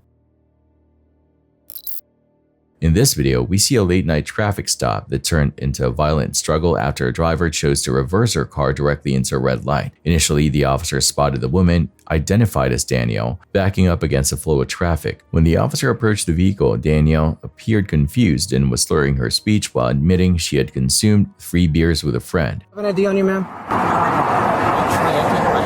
You don't have an ID at all? So you reversed in traffic all the... There was no traffic. Ma'am, I literally watched you at the light reverse all the way into a red light. There was no traffic. Doesn't matter if there's traffic or not. You're reversing. You're going the... I was confused by the directions I was getting to go to. Okay. Do you have a valid driver's license? Okay. Can I have the registration and insurance? You don't have any of that? My ex-husband does. Okay. Cherry 34. Have you been drinking tonight, ma'am? Gonna be 5429 on a gray cherry pickup to Trade Moran out of a pop. You had 3 beers? Yes. Okay. I had to go. My bad. Do you not, ma'am, stay in the vehicle? Hey, but listen. I'm listening, but stay in the vehicle. Okay. And close the door for me, please. I've done nothing wrong. Ma'am, you reversed into traffic. I didn't mean to. Okay, I didn't Okay. mean to. Well, I wasn't trying to. I was just trying to turn around to go to Taco Bell. when did you last drink, ma'am? I had 3 beers at, Okay, that's fine. The footage shows the situation escalating as Danielle refused to stay in her car and began to argue with the officers. She claimed she was starving and only trying to find a Taco Bell, but her erratic behavior led the police to start a DUI investigation. I feel terrible for the officers who had to deal with such a combative person who refused to follow simple instructions. It's frightening how a simple navigation error can turn into a criminal situation when alcohol is involved. Ma'am. And now she locked it. and I pulled up, I'm sorry. And valid 54 campaign. It was the wrong place. So you were going to Taco Bell. I was trying to find something to eat because I'm starving, and like I went to Big Dog. No, and then I had 3 beers. I was starving. Real quick, ma'am. You alright? Anything medical going on with you? You just tired, hungry? I'm hungry. Okay. That was it. That was all I was trying to do. I was not trying to break the law. Come on. Seriously? What? Nothing. Come over here. Tell you what. Okay, so I will tell you. Ma'am, stay in the vehicle. Stay in the vehicle, Yeah, please. what's up with you? Stay in the vehicle. I'll try out anyway. Stay in the vehicle. Okay, so let me tell you something that's What's up? going on. I've been verbally abused. Okay. Physically abused. Last. By who? I don't want to say. I was at that light over there, and she literally reversed. I saw her pass the light. She put her car in reverse and went reverse into the red light. It's funny. It's not. No one's laughing here, man. No, yeah, you This is are. actually pretty serious because you could have caused a major accident. Yeah, but because I can see. Can you please give me a break? So, as of right now, I will be doing a DUI investigation. Okay. Okay. All right. Would you be willing to perform some field sobriety exercises for me? Would you be willing to perform some field sobriety exercises for me to make sure that you're okay to drive? Yes. I mean, it depends on what it is. Okay, so today I've been abused so bad. I got a punched in the face. You did? Yes. Where'd you get punched at, ma'am? I'm not going to give that person up. Okay. I punched in the face, my phone, going to a couch. So you don't understand, like, my situation. Okay. Okay. I'm not lying. No, either. I believe you. I don't think you're lying. So that's why I went with a friend. I said, I'm starving. I'm getting them before I go home. And my GPS said, I don't live here. I live in Harmon. Okay? So I was looking it up, but I'm sorry if I backed up or did something wrong. I wasn't trying to. Okay. Listen, we all make mistakes. It's just the fact that you backed up straight into the light, okay? You say no, it'd be refusal, and from what I'm observing, from what you've told me, it'll be DUI arrest. Okay, okay, I'll do it, yes. You'll do it? Okay. Yes. What's going on? So I'm going through a divorce. I went to get 3 beers with my friend. As the officers tried to place her under arrest, Danielle became physically aggressive. She threatened to have her father, who she claimed was a policeman, come to the scene to handle the officers. The struggle continued as she resisted being put into the patrol car, eventually kicking a female officer. Ma'am. No, I was asking. Ma'am. Because I'm freaking out, okay? Why are you freaking out, ma'am? Because I don't want to go to jail. We're not doing anything to you. If you don't want to perform these exams, No, I just gotta go based off what I already see. No, I'm just Okay, well then you gotta pay attention. No, you gotta follow directions. I don't live here. I'm sorry. That's fine. You gotta follow directions. I am.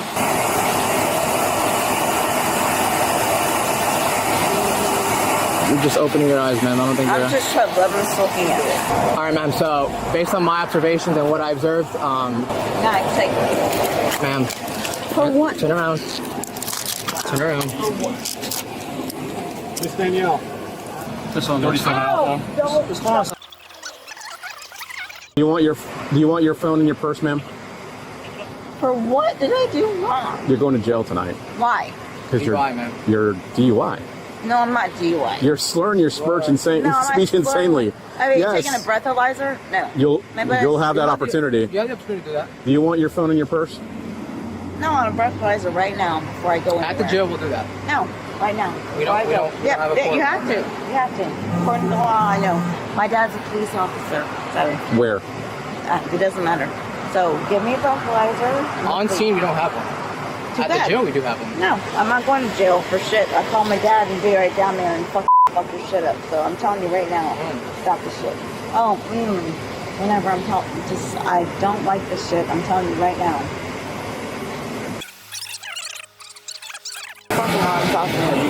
Listen to me very I'm not carefully. going to You start fighting us, this is not going to end well. Okay, so let me ask you, why am I going to jail? I just told you that. You're drunk. This way. Because I'm Smell it in your drunk. breath. Oh, because you have alcohol? Burks. Okay, no. I want a breathalyzer right now. You will get one. No, Move. I want one now. Come on, man.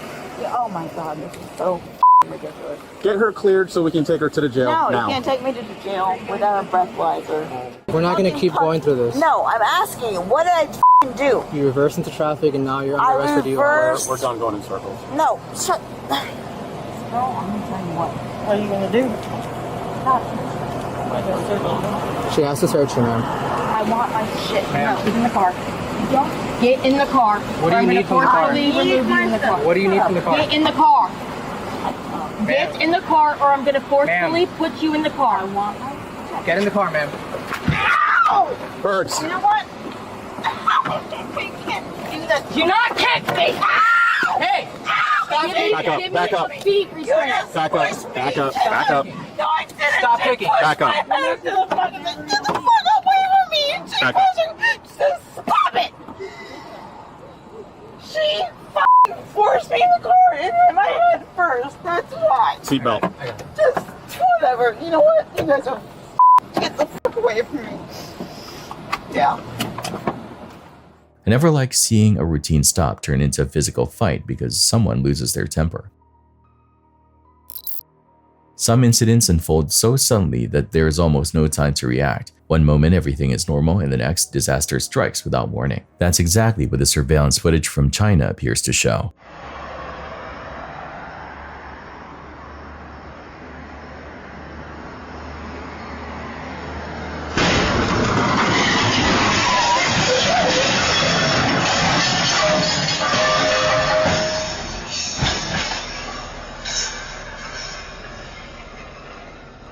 In the clip, a truck driver is simply traveling along the roadway, showing no signs of reckless behavior or speeding. Then without any visible warning, one of the truck's tires suddenly bursts. The blowout instantly throws the heavy vehicle off balance, sending it veering out of control. Within seconds, the truck slams into the center divider and continues forward until it crashes into a roadside light pole, finally grinding to a stop. While official news coverage on the incident is difficult to find, multiple posts across Chinese social media claim the driver survived the crash, narrowly escaping what could have easily turned into a fatal accident. It's not often I show footage from Peru, however, this footage is insane. Take a look.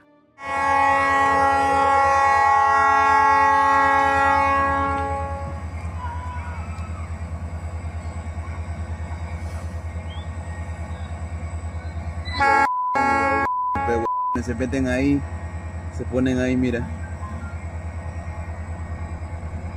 A bus, a train, and a few cars collided in this incident. However, this crossing was simply disorganized and perplexing in contrast to others. Although it's obvious that traffic is to blame, those who did wind up on the tracks must have noticed a jam up ahead and perhaps ought to have waited a bit longer. They were fortunate, I suppose, that the train wasn't traveling quickly. On the night of February 20, 2003, what was supposed to be an exciting evening of live music in West Warwick, Rhode Island, transformed into one of the most devastating nightclub disasters in American history. The station nightclub was filled wall-to-wall with people eager to see the rock band Great White perform. Friends laughed, drinks were raised, and the mood inside the crowded venue felt electric. For everyone there, it was simply another night out, one that no one imagined would soon turn into chaos and heartbreak. As the band began its opening song, a series of small pyrotechnic effects were set off behind the stage.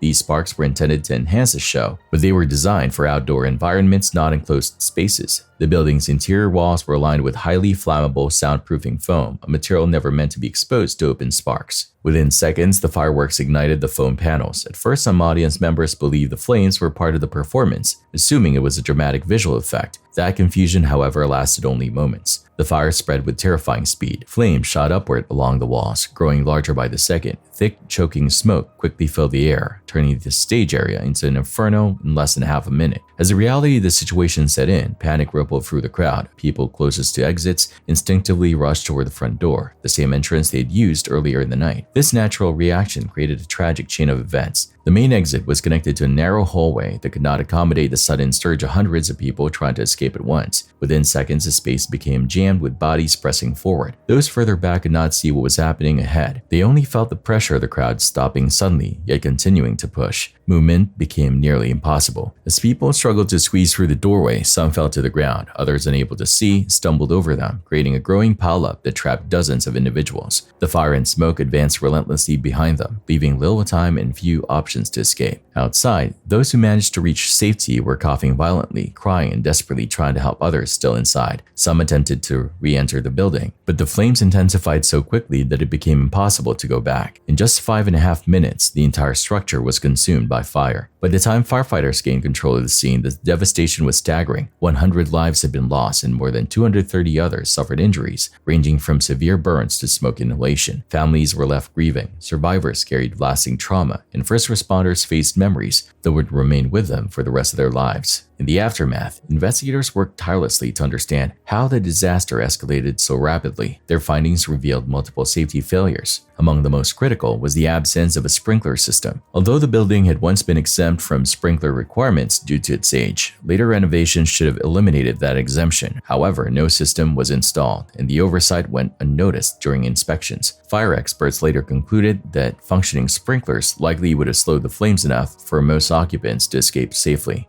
Legal consequences soon followed. In December 2003, 3 individuals were charged with multiple counts of involuntary manslaughter: the band's tour manager who had authorized the pyrotechnics, and the nightclub's owners, brothers Jeffrey and Michael Derderian. The charges reflected both the preventable nature of the tragedy and the immense number of lives affected. Over the years that followed, court proceedings and sentencing unfolded. Expressions of remorse, victim impact statements, and community support shaped the outcomes, but nothing could undo the loss. Some families even wrote letters acknowledging responsibility taken by those involved, reflecting the complex emotional aftermath that often follows such disasters. Today, the station nightclub fire remains a powerful and painful reminder of how quickly joy can turn into tragedy when safety precautions are overlooked. Memorials, annual remembrances, and advocacy for stricter fire safety laws continue to honor those who lost their lives. Decades later, their memories endure, serving as a lasting lesson about vigilance, accountability, and the importance of protecting lives in public spaces.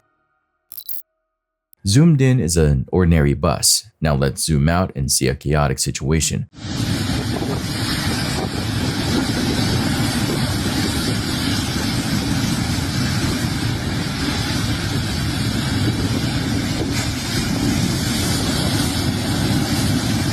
A few years ago, this bus, which was powered by CG, caught fire in Italy. Compressed natural gas is referred to as CNG. Fortunately, no one was hurt because the passengers weren't on board when it happened, but it's scary.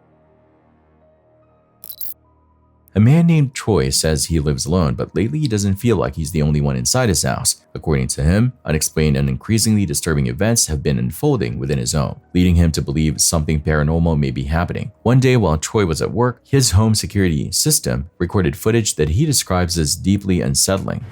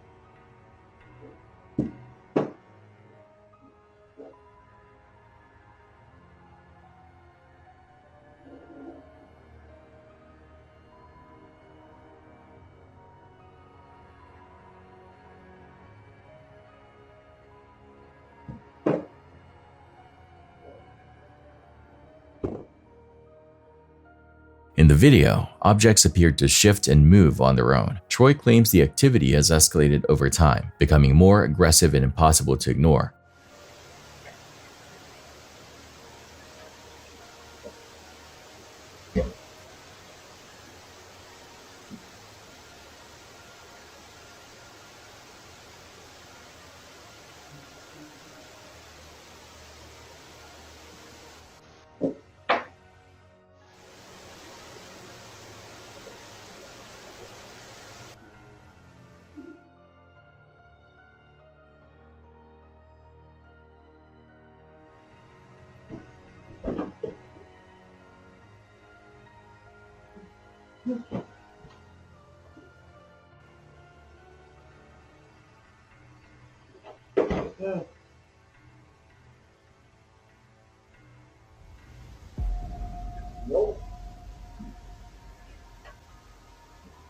What troubles him most is what he says has started happening around his dog. He believes whatever presence is inside the house has begun interacting with the animal.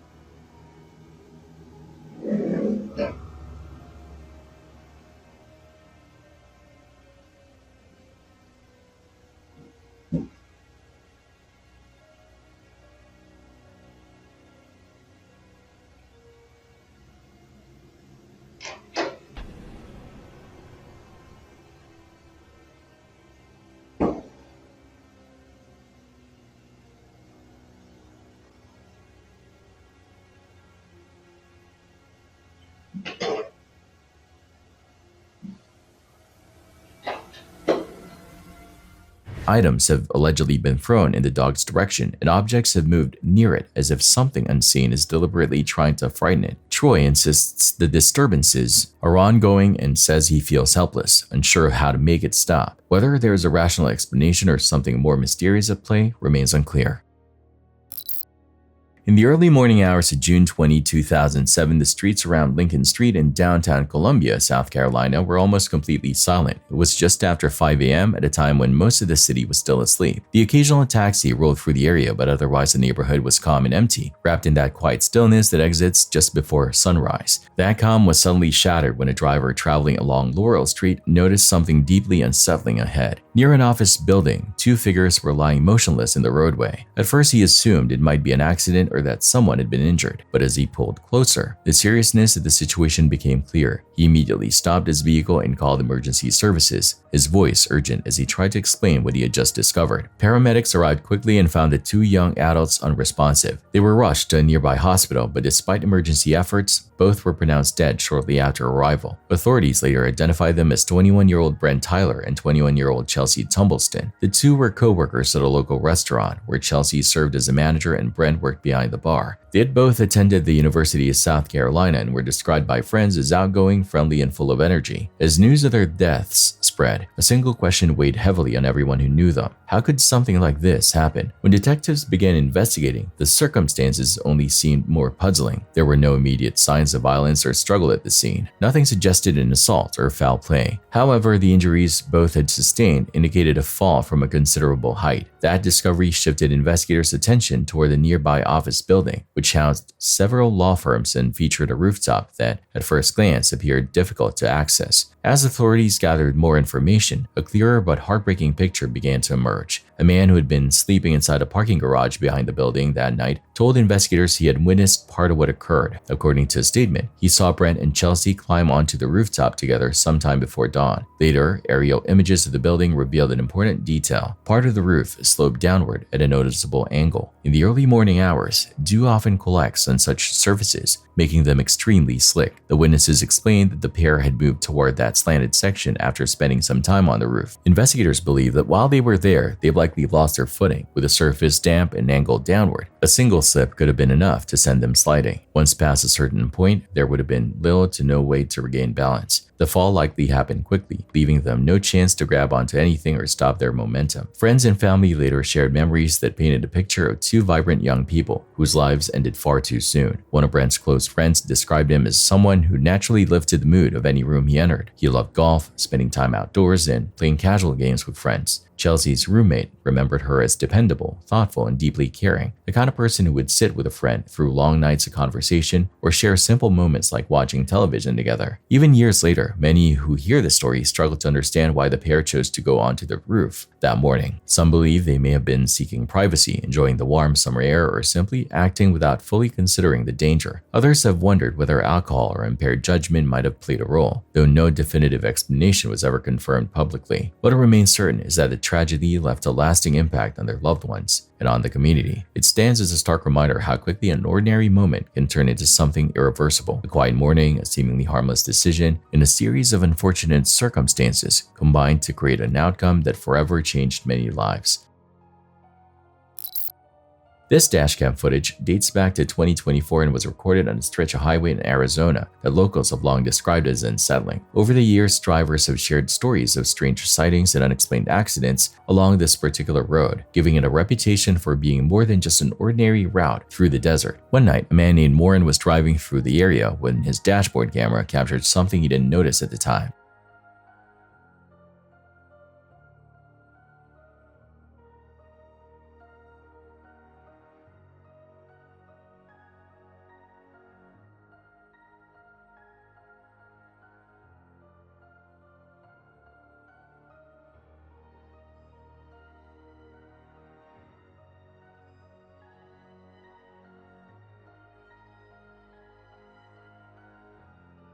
As the vehicle moved forward, a gray figure suddenly appeared near the side of the road. What makes the moment so disturbing is that the figure wasn't visible just seconds earlier. It seemed to materialize without warning. When the footage is zoomed in and enhanced, the shape doesn't clearly resemble a person or any recognizable animal. Its form appears unusual and difficult to define.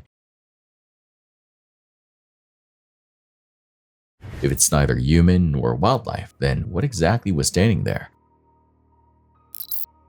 On the night of March 1, 2014, a security camera mounted outside a small neighborhood bar in Carlsbad, New Mexico, quietly recorded what appeared to be nothing more than an ordinary late-night scene. Patrons drifted in and out of the doorway, some laughing, others lingering to finish conversations before heading home. There was no sign of urgency, no hint that anything out of the ordinary was taking place. Among the people captured on the footage was a 30-year-old mother named Emily Lambert. In the recording, Emily steps outside alone. She is dressed in a patterned black and white outfit and high heels. house, walking with a steady, purposeful stride. She doesn't look distressed. She doesn't appear to be running from anyone. She simply exits the bar and moves out of view. That brief moment on camera would become the final confirmed sighting of her alive. Emily's life was centered in Dallas, Texas, where she worked as an elementary school teacher. Friends, relatives, and colleagues consistently described her as dependable, thoughtful, and deeply devoted to her 2 daughters. She lived an organized, routine-driven life, and vanishing without explanation was completely out of character for her. 8 months before that night, she had begun a long-distance relationship with a man named Robert Early, who lived in New Mexico and worked in the oil industry. Because of the distance between them, the couple frequently traveled back and forth to spend time together. In late February 2014, Emily drove from Texas to Carlsbad to visit Robert for the weekend. Surveillance footage from earlier that day showed her arriving at a local motel, parking her car, and carrying her belongings inside. The images suggested nothing unusual, just someone settling in for a short stay. Later that evening, she and Robert visited several nearby establishments before eventually ending up at the bar attached to the motel. Inside cameras captured them sitting together, talking and having drinks. At first, their interaction seemed calm. However, as the night progressed, subtle changes in Emily's body language became noticeable. She appeared tense, her posture stiffening at times, her expressions less relaxed. At one point, Robert left the bar while Emily remained seated. Moments later, she abruptly stood up and walked toward the exit. The outdoor camera recorded her leaving alone, but beyond that doorway, there were no additional cameras to show where she went. By the following morning, Emily had not returned. Robert contacted emergency services, stating that she had walked out the previous night and never came back. He told authorities she had seemed upset and had spoken briefly with another person in the bar before leaving. Inside their motel room, her personal belongings remained undisturbed. Her phone was still plugged into its charger, clothes were folded neatly where she left them, her purse was inside her vehicle. It quickly became clear that she had not voluntarily disappeared. Investigators began reconstructing her final hours using surveillance footage and witness statements. Video confirmed she exited the bar alone and did not immediately re-enter the motel parking area. Because she left without her phone or car, detectives determined she likely had not planned to go far. Interviews with nearby guests revealed that some had heard raised voices or disturbances during the night, suggesting something had occurred after she left the bar. Authorities expanded their search beyond the immediate area, examining rural roads outside Carlsbad. One surveillance camera at a distant intersection captured a white pickup truck passing through roughly half an hour after Emily was last seen. Although the image quality was too poor to identify the vehicle conclusively, the timing raised concern and led investigators to search nearby terrain. Search teams eventually discovered tire impressions leading off a remote roadway into an isolated field. Nearby, they found disturbed soil, indicating something heavy had been dragged. Following these signs led to the heartbreaking discovery of Emily's remains. The investigation immediately shifted into a homicide case. Robert was brought in again for questioning. As detectives compared his earlier statements with new evidence, inconsistencies became impossible to ignore. Eventually, he admitted that the two had argued and that events escalated beyond what he had initially revealed. His account aligned with physical evidence and the timeline investigators had already established. During the trial, prosecutors presented surveillance footage, forensic findings, and witness testimony to show how Emily's ordinary evening had turned into a tragedy. They emphasized that she had arrived in Carlsbad expecting nothing more than a weekend visit, unaware that she would never return home. In May 2015, a jury found Robert Early guilty of kidnapping and murder. He was sentenced to life in prison without the possibility of parole. In the years since, Emily's family has continued to honor her memory. Those who knew her remember her as a devoted mother, a compassionate educator, and a person who left a lasting impression in everyone she met. Her story remains a sobering reminder how quickly an ordinary moment can change, and how important it is to recognize warning signs and protect one another whenever possible. Going out for a few drinks is supposed to be a way to unwind, but for the man in this next video, a night at the bar turned into a downward spiral of paranoia and aggression when police were called to a local establishment to deal with a trespasser who refused to leave. They thought they were dealing with a simple intoxicated patron. They were wrong. What starts as a circular argument over a missing cell phone quickly devolves into a chaotic struggle and a discovery that explains exactly why the suspect was acting so erratic. You already paid your tab? How are you going to call the phone? I paid my tab. You can call my phone for me. Okay, I'm not going to call your phone for you, but... No, please be nice. Because when y'all lost y'all phone one time downtown, I bought the phone to a motherfucker police officer. Okay. And he dropped it. Two things. Please. One, I don't care, man. One, I'm gonna help you out. Two, you're just not gonna tell me what you're gonna be doing. Please give me my phone. Okay. They don't have your card because they don't keep cards. They already paid us out. I asked for my phone. Okay, then I'm just telling you. I'm not Now being, you're yelling. No, stop. Because I asked her, yelling. Stop yelling. Man, what the fuck? Okay, have a good Because night. I talked to them before I talked to you. And I asked, no, you with them. And I asked them for a simple question to hand me my phone. I'll talk to you like I talked to him. No. Well, then go on. You're here for you. No, you're not here for me. You're here for them to protect their establishment. All I want is my phone. He already paid us All I out. want is my phone. You guys on the phone? We never served him. Okay. I find my phone and I track it. You're gonna back up. Please. You're gonna back up. When I find my phone and I track it and it's here, that's on y'all. That's fine. You can try that in the morning. They don't have your phone. They do. They never even served you. You some f***ing lie because I got up. The officers tried to give the man every opportunity to walk away. They explained that the bar doesn't have his phone and that his tab is already closed. But as the man's frustration grows, his language becomes more abusive. He begins demanding the officers' documentation, a common tactic used by people trying to intimidate law enforcement. Pay close attention to how his body language shifts here. He isn't just looking for a phone anymore, he's looking for a fight. I'm telling you right now, they would not steal a phone. Okay? You went in there, your tab is paid. What I recommend doing, can you listen to how I would handle the situation? So how can Are you reasonable? Are you reasonable? You look like a reasonable guy. I am very much so. Me too. But how Listen. can I pay a tab and I paid it off of my phone? They probably don't have tap to pay in there. You probably have to use your credit card. Do you have a card on you? I use tap. Okay. They don't have your phone.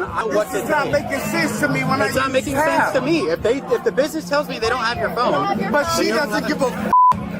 Well, when you say it like that, it's not my problem to you. We're trying to help you. You're not being cordial. Find somebody else to play with that's not me. Because I got people in places. How is you to find someone else to play with Hey, us? Have a good get night. the out my face. Okay. One more time. I'm Here's how this trying is to gonna happen. be nice to you. Do what the you gotta do. You're not. Because Have a it's good not night. me, it's them. Have a good night. You're done. I'm doing no good night when they got my we're card. done here. We're done. Have a good They night. don't have. Bye. They don't have your card because Do you not paid with go your back phone. in.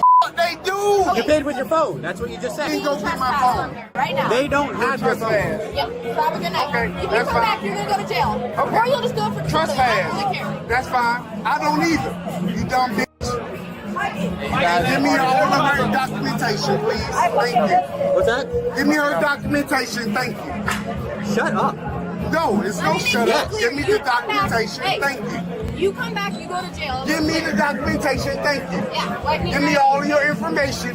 So when I prove you're wrong, you can look like a f***ing fool.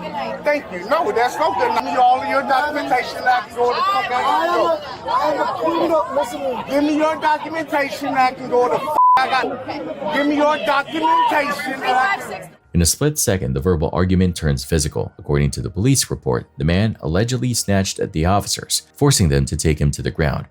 No! Give me your card and your documentation. Please. Give me your card. Give me your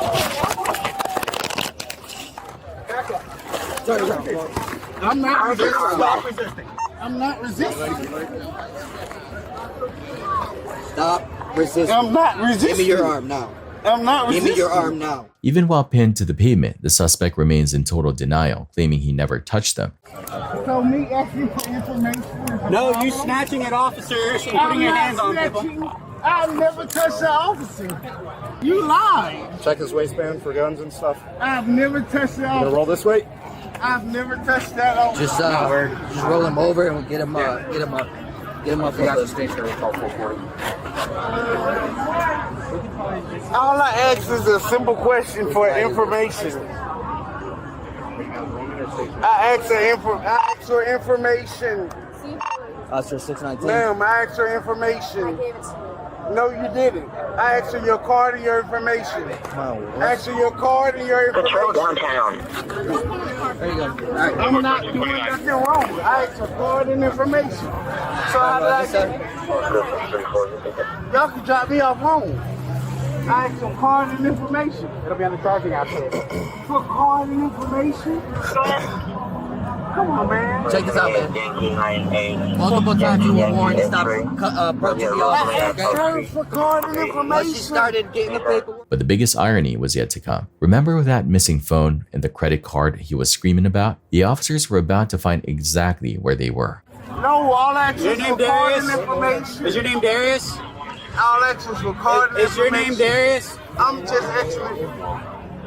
Your debit card that you were looking for was Yes. found in your right pocket. I didn't ask about a no debit card. You did, I sir. asked him, no, I asked him about the drink. Nope. You asked about that in your phone, of which they don't have your phone. The debit card that you were looking My for was phone, in your pocket. That's what I asked him about. Hey, it's not in there, bud. We told you that. It is. All you gotta do is You wanted call. to do the most. I asked her for some. All I asked was for IDs card in and here. information. I went to go get it, but you wouldn't stand there and listen. Yes, I did. What are you talking about? All I asked is for card and information. Let me finish searching. Are you guys gonna tell me? Can you just hold that for a second? Yeah. I asked for card and information. Card and information. I'm not. You need to relax, okay? All I asked for was Whatever card you and- have in your pockets, you need to relax, okay? It turns out the missing items were in his own pockets the entire time, but the discovery of the half-gram of cocaine changed the stakes instantly. What could have been a simple trespass warning was now a felony-level encounter. Despite the evidence, the man continues to ask if he's going to jail just for asking about his cell phone, seemingly oblivious to the drugs and the assault that just took place. It's gonna be There's 25-169, There's coke right 183, here. 169, I don't have no 183. cocaine in my pocket.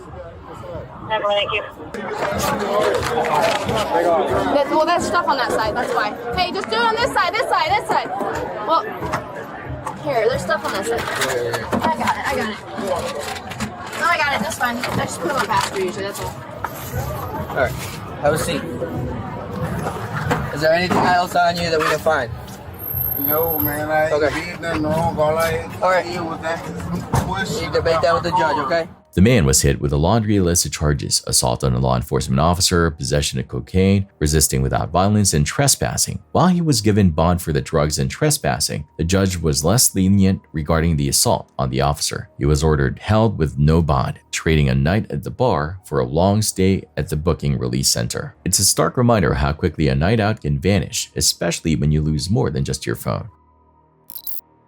On Easter Sunday in 2023, an otherwise peaceful neighborhood on Mersey Island in Essex, England, became the center of a discovery that would deeply unsettle an entire community. That afternoon, Ellie Baxter arrived at her parents' waterfront home after several days of worrying silence. Phone calls had gone unanswered, messages remained unread. Even from outside, something felt wrong. The curtains were still closed exactly as they'd been before the holiday weekend began, and there was no sign of movement inside the house. Concern quickly turned into dread. Ellie walked around toward the back of the property and peered through the glass of the conservatory. What she saw stopped her cold. Inside, her parents, Stephen and Carol Baxter, were sitting in their usual armchairs. They appeared calm, almost peaceful, but there was something unnatural about their stillness. They did not react when she called out. They did not move at all. In that moment, Ellie knew something was terribly wrong. Panicked, she immediately called emergency services. She also phoned a close family friend and neighbor named Luke, who lived nearby and had been a regular presence in her parents' lives. Luke arrived within minutes and quickly took charge of the situation, speaking to the emergency dispatcher with a calm but urgent tone. He explained that the couple had not been heard from for over a day and appeared unresponsive inside the house. Together, Ellie and Luke broke a window to gain entry. When first responders arrived shortly afterward, they confirmed what Ellie already feared. Stephen and Carol were both deceased, still seated side by side in the conservatory. There were no signs of forced entry, no struggle, and nothing to immediately indicate what had happened. The house itself appeared undisturbed, as though time had simply stopped inside. Initially, investigators suspected an accidental cause, such as exposure to toxic fumes. Windows were open and the home was ventilated as a precaution. Luke remained on scene, helping officers answer questions and gathering medications belonging to the couple. He appeared deeply distressed and cooperative, explaining that he frequently checked in on them, particularly because Carol had been struggling with health problems for some time. Stephen and Carol Baxter had spent decades building a stable and successful life together. Carol was a business owner, while Steven had worked in corporate risk management. Their retirement by the coast was meant to be a well-earned reward after years of hard work. However, Carol's health had deteriorated in recent years due to an autoimmune thyroid condition that caused severe fatigue and confusion. As her symptoms worsened, the couple began seeking alternative medical guidance, eventually trusting advice they believed came from a specialist overseas. Luke had gradually become deeply involved in their daily routines. He helped manage business tasks, organize medications, and frequently prepared health drinks for Carol. To those around them, he seemed like a caring friend who had stepped in to support a vulnerable couple. That perception changed dramatically when toxicology results returned. Both Steven and Carol had ingested a lethal combination of substances that clearly indicated deliberate poisoning. What first appeared to be a tragic accident quickly became a full murder investigation. As detectives examined financial and legal records, troubling details began to emerge. A large transfer of money had been made shortly before the couple's deaths. Investigators also discovered a new will that appeared to give Luke control over Carol's business. Further analysis revealed the document was fraudulent. Digital evidence uncovered an even more disturbing pattern. Luke had created multiple fake online identities, posing as doctors, fellow patients, and trusted contacts. These fabricated personas had communicated with the Baxters for years, reinforcing medical advice, building trust, and guiding their decisions. One of those identities was a so-called overseas specialist the couple believed was helping Carol. None of these individuals existed. Authorities also found evidence that Luke had secretly monitored the Baxters inside their home using surveillance devices. He had prepared the drinks they consumed before leaving, then later returned briefly while observing them remotely. Investigators concluded he had watched from a distance as their lives slowly faded.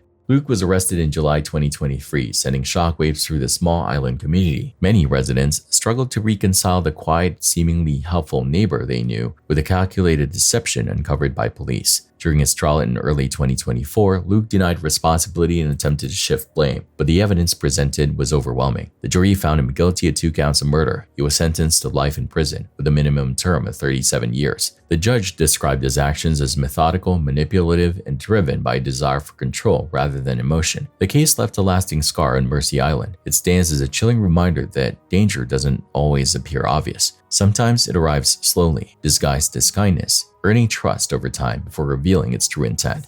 Steven and Carol Baxter believed they had welcomed a supportive friend into their lives. Instead, that trust was exploited in the most devastating way imaginable.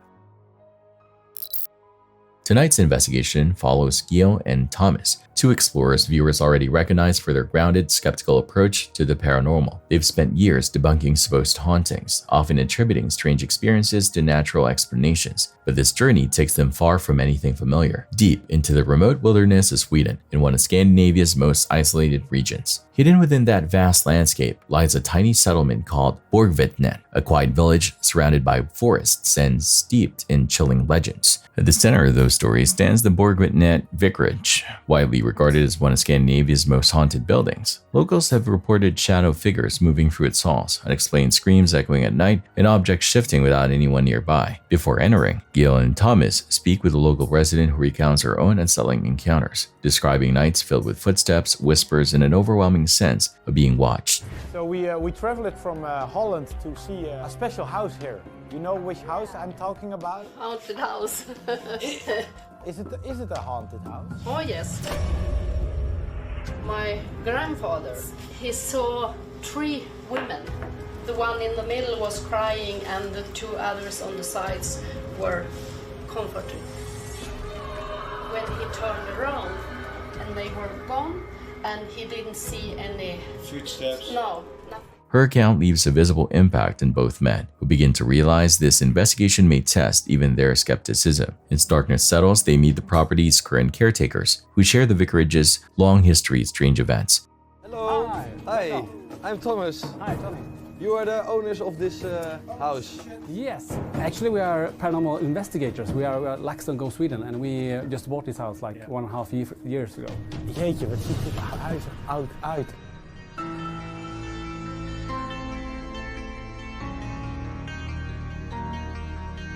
So this is like the expedition. If you go way back, this is where the rocking chair was placed and where the priest got thrown out the chair, not once, not twice, but 3 times. Wow, dat is echt een eng verhaal, man. Dus je lekker zit in je stoel dat je gewoon 3 keer tikken krijgt. But the strange thing about the priest Per and his wife Märta, you know, they buried her, but he dig her up and put her in the house again when she was dead. Let's walk through the house. Oh wow. This is the pink room. One of the, you can call a handmaid, got pregnant with one of the priests. A big scandal here in Borgvattnet. So the rumors said that he killed the child. And the child is buried just in this corner outside There was the a house. child killed in his house. Yes. Giel, er is een kind vermoord in het huis, gast. Het is echt fucked up. Nou ja, oké, let's go. We don't like this room. Okay. So this is like the dining room. Actually, here is the picture of Per and the woman that he brought back to the house. She was dead. You know one of us have to stay here tonight, right? Do you think we're gonna stay here the whole night, or do you think somebody's gonna leave? That's like how your psychic is, I think.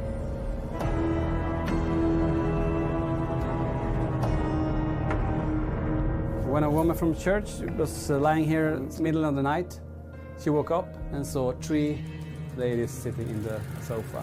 Oh, this was a sofa with the 3 ladies? Yes. We see a lot of rooms now, so what will be a good room to stay tonight? I think you have to wander around. So sometimes the blue room is very active, and sometimes the crying ladies room. According to tradition, visitors often experience intense psychological pressure while inside, especially when left alone. That detail becomes central to the night's challenge. Their series follows a simple but terrifying rule. One of them must spend the night inside the haunted location by themselves. The decision is left to chance, determined by a ritual involving a doll and a suspended needle guided by a paranormal investigator. Needle? So how do you gonna choose? It doesn't matter, but they are same, but... They're the same, you know, and I think just because I'm right-handed. When the needle finally stops moving, it points toward Gil. Though clearly uneasy, he accepts the outcome. Alone inside the vicarage, he begins setting up detection equipment designed to respond to movement, temperature shifts, and electromagnetic disturbances. The building quickly reveals its unsettling nature. The silence feels heavy, broken only by the creaking of old wooden floors and distant, unexplained sounds. Not long after sealing himself in darkness, one of the sensors upstairs suddenly activates. Dit doen? Ding ging gewoon serieus af. Ik moet dit melden aan die jongens. Wow! Wow, wow, wow, wow, wow, wow. Wow, wow, wow, wow, wow, wow, wow, wow, wow, wow, wow. Oké. Ik ben Giel en bent u een man of bent u een man? Wow, voor allemaal rillingen over mijn lijf. Ja. Komt goed. Gil hesitates, overwhelmed by fear, before forcing himself to remain calm. Moments later, he hears another unexplained noise echo through the structure. When he attempts to investigate, additional devices begin reacting near him, intensifying the tension. Uit mijn stoel durven komen. Ik heb even wat op mijn telefoon gezeten om rustig te worden. Ik denk, hij is ook niet meer afgegaan trouwens. En echt op het moment dat ik weer aan het filmen ben, hoor ik weer geluiden. Ik weet het niet hoor, maar volgens mij hoorden jullie het. Ik durf gewoon niet die lamp ook uit te zetten. Oh, fucking. Ja. Kijk, ja. Kunt u wat naar achter lopen om te laten zien dat u er bent? Kunt u alsjeblieft naar achter, ja. Oké, ja, en nu komt u weer naar voren, alstublieft. Wilt u zich alsjeblieft nu naar voren laten zien? Holy crap, ja. En nu? Oké. Goed. Laat alsjeblieft zien dat je er bent. Er is echt letterlijk niks in deze ruimte. Ik blijf zo lang mogelijk filmen totdat er iets gebeurt, jongens. Het is echt... Dit is... Holy shit. Nee. Nee. Ik ben helemaal in paniek. Kap alsjeblieft met die... Throughout the night, the disturbances continue, seeming to follow him from room to room. For someone known for rational explanations, the experience deeply unsettles him.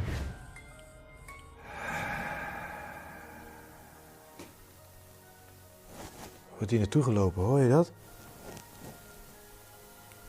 Eventually, the psychological strain becomes too much. Admitting he cannot continue, he contacts Thomas and asks to be picked up.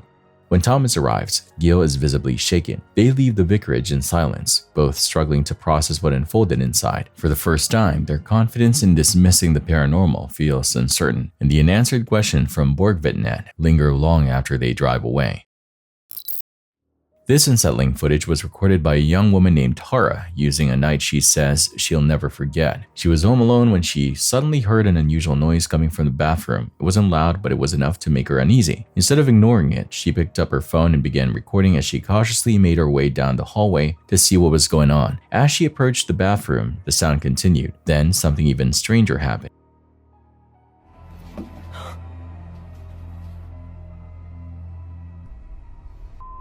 I don't remember opening that.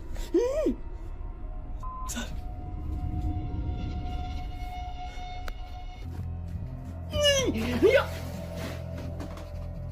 Okay.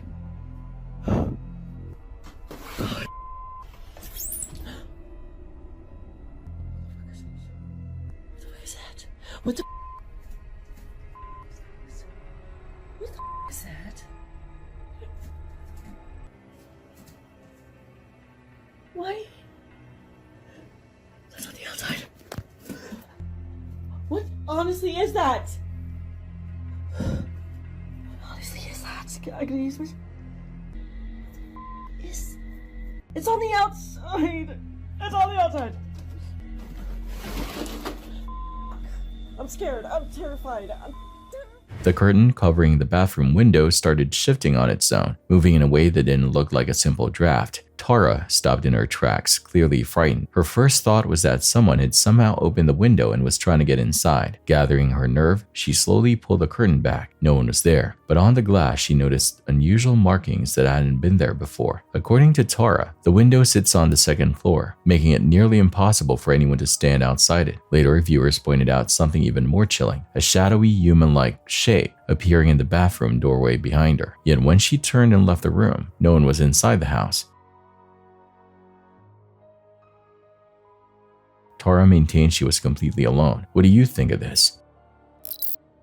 March 19th at approximately 2:38 in the afternoon, what should have been an uneventful delivery stop quietly turned into a tense and deeply unsettling moment in a calm residential area on the outskirts of Linton, Oklahoma. The sun hung bright in a clear sky and the neighborhood felt peaceful in the way quiet suburban streets often do. Birds could be heard in the distance and nothing about the setting hinted that anything unusual was about to unfold. A delivery truck rolled slowly up a long driveway toward a two-story white house. The vehicle came to a gentle stop, its engine fading into silence. The driver, a man named Darnell, stepped down from the cab wearing his brown uniform, carrying a small parcel in one hand and a handheld scanner clipped to his belt. His movements were practiced and routine, shaped by years of making stops just like this one. To him, this was just another delivery on an ordinary route. As he walked toward the front porch, he moved carefully along the edge of the yard, avoiding freshly cut grass. Nearby, a neighbor walking a dog passed along the sidewalk, barely glancing toward the house. Everything about the moment felt predictable, the quiet rhythm of a weekday afternoon in a neighborhood where little ever happened. Darnell reached the porch, placed the package beside the door, and scanned it with a quick, familiar motion. That was when the atmosphere shifted without warning. The front door suddenly swung open. An older man stepped outside, his expression strained and unsettled. At first glance, he didn't appear angry. Instead, his face reflected urgency and confusion, as though he were trying to communicate something difficult under intense stress. He called out toward Darnell, but his words were unclear over the distance and the quiet ambient noise of the neighborhood. Darnell paused, turning toward him with a cautious, polite expression. Delivery drivers encounter all kinds of interactions, but something about this one immediately felt different. The man's gestures were frantic, his hands moving rapidly as he spoke. He stepped forward, then back again, unable to stay still. The tone of the moment began to shift. The neighbor with a dog slowed, sensing tension in the man's raised voice. Across the street, someone peeked out from behind a window curtain. What had started as a routine delivery now drew the attention of nearby residents who could sense something was wrong, even if they couldn't yet understand what. Darnell remained calm. He raised his hands slightly in a non-threatening gesture, speaking softly in an effort to reassure the man that he was only there to deliver a package. But the older man continued pacing, his agitation growing. He appeared overwhelmed, as though whatever he was experiencing extended far beyond the moment on the porch. Within minutes, more neighbors stepped outside. A woman holding a child stood cautiously near her doorway, watching from a safe distance. The dog walker called out in a friendly tone, attempting to ease the tension and keep the situation from escalating further. Still, the older man's movements remained unpredictable. He stepped toward the package, then retreated, then advanced again, caught in a cycle of frantic, disorganized behavior. From an outsider's perspective, it looked like emotional distress spiraling beyond control. Throughout it all, Darnell never raised his voice. He didn't react with frustration or fear. Instead, he maintained a steady posture, speaking gently and keeping his movements slow. His calm presence became the only stable point in a scene that otherwise felt chaotic and uncertain. Several neighbors quietly dialed emergency services, unsure exactly what they were witnessing but aware that professional help might soon be needed. Time seemed to stretch. What likely lasted only a few minutes felt much longer to those watching. The older man's breathing became heavy, his pacing slowed. Gradually, his shoulders lowered, and the sharp tension in his expression softened. He looked down toward the porch, then back at Darnell, as though finally regaining a sense of awareness. The storm began to pass. Darnell gently picked up the package and placed it back where it belonged near the door. He offered a calm, reassuring nod. The older man hesitated for a moment, then quietly returned the gesture. Without another word, he stepped inside and slowly closed the door behind him. By the time first responders arrived, the immediate crisis had already eased. Neighbors gathered in small groups, speaking quietly and processing what they had just witnessed. Relief spread quickly through the street. No one had been hurt. No confrontation had escalated. What could have turned into a dangerous situation had instead ended peacefully. In the aftermath, the moment left a lasting impression on those who saw it unfold. It served as a powerful reminder that even in tense and unpredictable situations, patience, empathy, and calm decision-making can prevent conflict from spiraling out of control.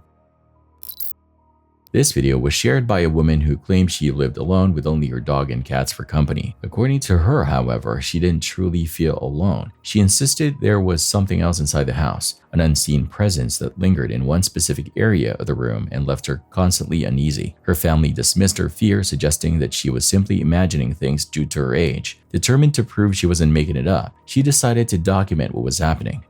В зеркале было отражение чего-то не очень непонятного. На видео, и я вам всем докажу.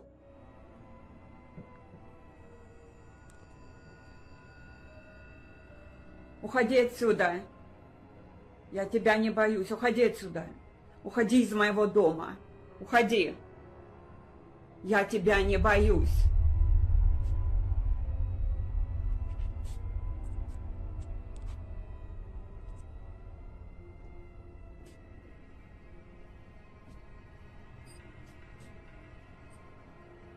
Уходи отсюда.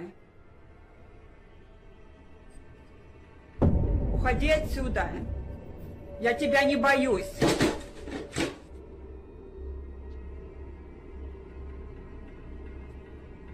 Уходи. Уходи, я сказала. Уходи отсюда. Уходи. Я тебя не боюсь. In one recording, a small ornament hanging beneath a lamp can be seen lifting and swaying upward on its own, as though pulled by something invisible. There are no visible hands, no clear draft, just movement that appears unexplained. On another night, she claimed the presence showed itself again, this time inside her fireplace. She quickly grabbed her phone and began filming.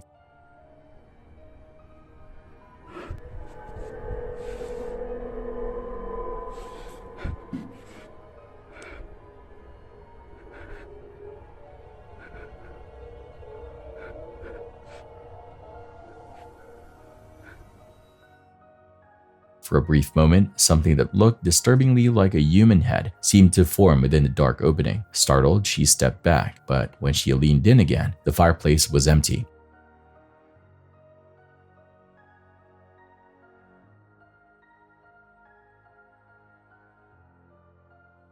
That clip was the final video she ever uploaded. After that, she vanished from social media entirely. What really happened inside that house remains unknown. In September 2018, a YouTuber named Colin, known for his urban exploration channel, The Bearded Explorer, documented one of his most unsettling investigations to date. His destination was Westbury House, an abandoned 18th century mansion tucked away in Hampshire, England. Once a grand private estate, the building had later been repurposed as a nursing home during the 1980s. But behind its elegant facade lay a far more disturbing history. Reports of abuse and serious mistreatment by staff eventually led to the facility's permanent closure in 2016. Since then, the mansion had stood empty, earning a growing reputation as one of the most haunted places in the region. Colin, joined by his friend Liv, arrived at the property late at night. Their goal, as with many other videos, was to capture the eerie atmosphere and see what, if anything, lingered inside. The interior was what you'd expect from a long-abandoned estate: scattered furniture, piles of debris, and clear signs that squatters had once taken shelter there. Still, for a building left to decay, its bones remained surprisingly intact. The early part of their exploration was quiet, almost routine, as they moved carefully through the empty corridors. But before long, something shifted and the night took a darker turn. How's it going, guys, and welcome back to Westbury House. And me and Lee have decided to come here at night time because I told them all the interesting things that happened to me here the other day. We've decided to come here at night and just see if we can catch anything strange, paranormal. I'm not really the biggest believer in ghosts, but after my experience here the other day, it's left me with an open mind. So, yeah, we've just come here to have a little wander around and just see if by chance we do see or catch anything on camera. Should we go upstairs first? Yeah.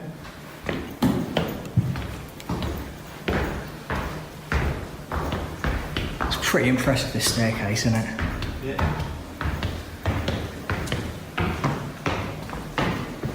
Little chandelier up here as well, that. Brilliant.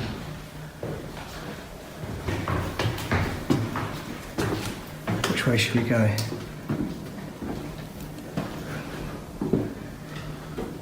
God. This is proper freaky. Let's go this way.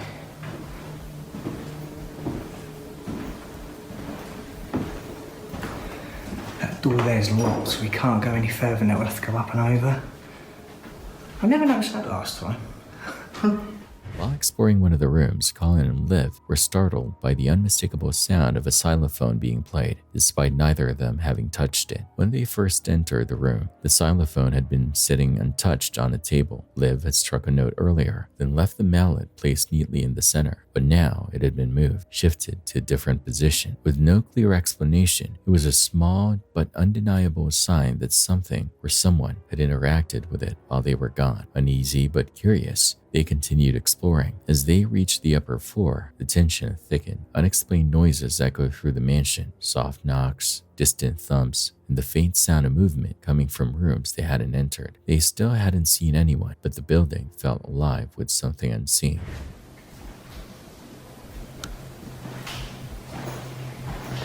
Shh! Did you hear that? Where is I?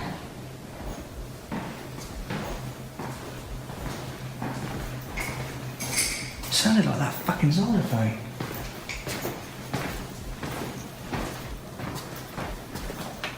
Where was it?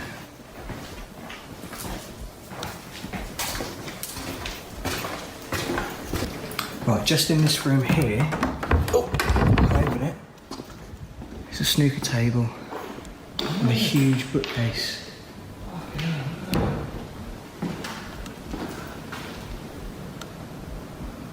God, it's so much different in here at night time.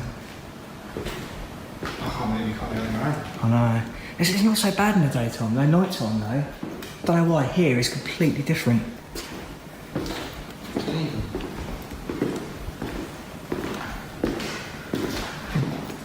Cues there, look ready to go.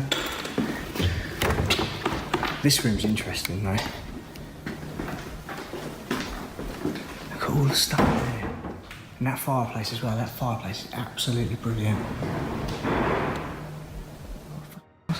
What the f*** is that? Later, after watching the video again, Colin saw something unsettling that he had missed at the time. The camera momentarily caught what appeared to be a man's head peering out from an open doorway as he was moving along a hallway. During their exploration, neither he nor Liv had seen anyone, and they never identified the person. All they were doing was observing, still, quiet. Shortly thereafter, the situation erupted once more. A loud, violent bang reverberated from behind a locked door they had just passed as they approached the end of the hallway, a room that was off limits to anyone. They were positive there were no other explorers within, and the door was totally unreachable from their side. It was an unmistakable sound, abrupt, powerful, and all too familiar. Colin would subsequently disclose that it was the same sound emanating from the same location that he had heard on a prior solitary visit to the estate.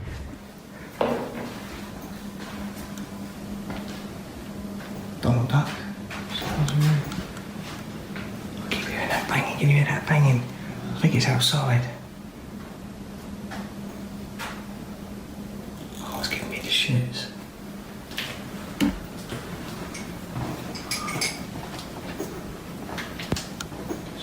I really don't like it in here.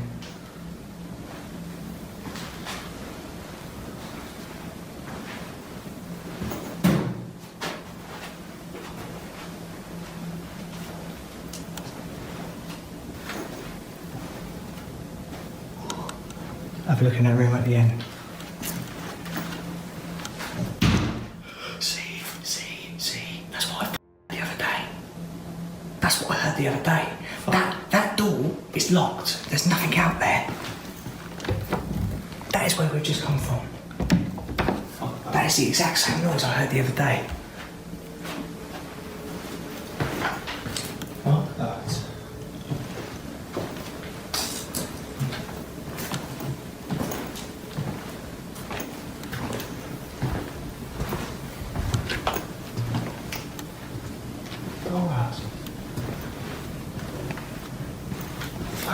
Can you hear that?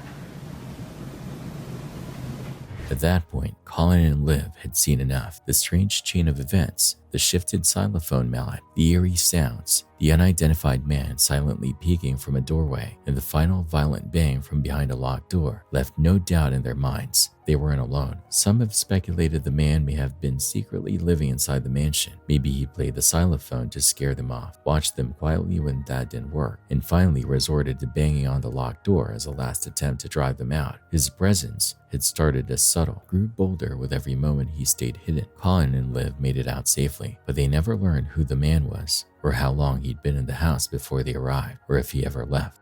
What do you make of this? On June 23, 2025, Off the Walls After Hours returned with a long-awaited upload that quickly shifted from nostalgic to unnerving. The crew revisited an abandoned trestle bridge hidden deep in the woods, a location they'd explored in a previous video, where unexplained activity had left a lasting impression. From the moment they arrived, the tension was palpable. Within minutes, a rock suddenly sparked on the tracks near one of the members, catching them completely off guard and setting a tone of confusion and unease. Led by their usual trio, the team pushed forward into the forest, retracing their old route. But something felt off. The trails they once knew were now overgrown. Landmarks they remembered had shifted or vanished, and the silence, thick, heavy, and unnatural, pressed in around them. What began as a return to familiar ground quickly turned into one of the eeriest nights they'd ever captured on camera. Alright guys, we made it to the woods. Keegan's running in full speed. He's ready to find out what was in the woods. Oh yeah, it's been a while since we've been here, bro. There's this trail still, yeah.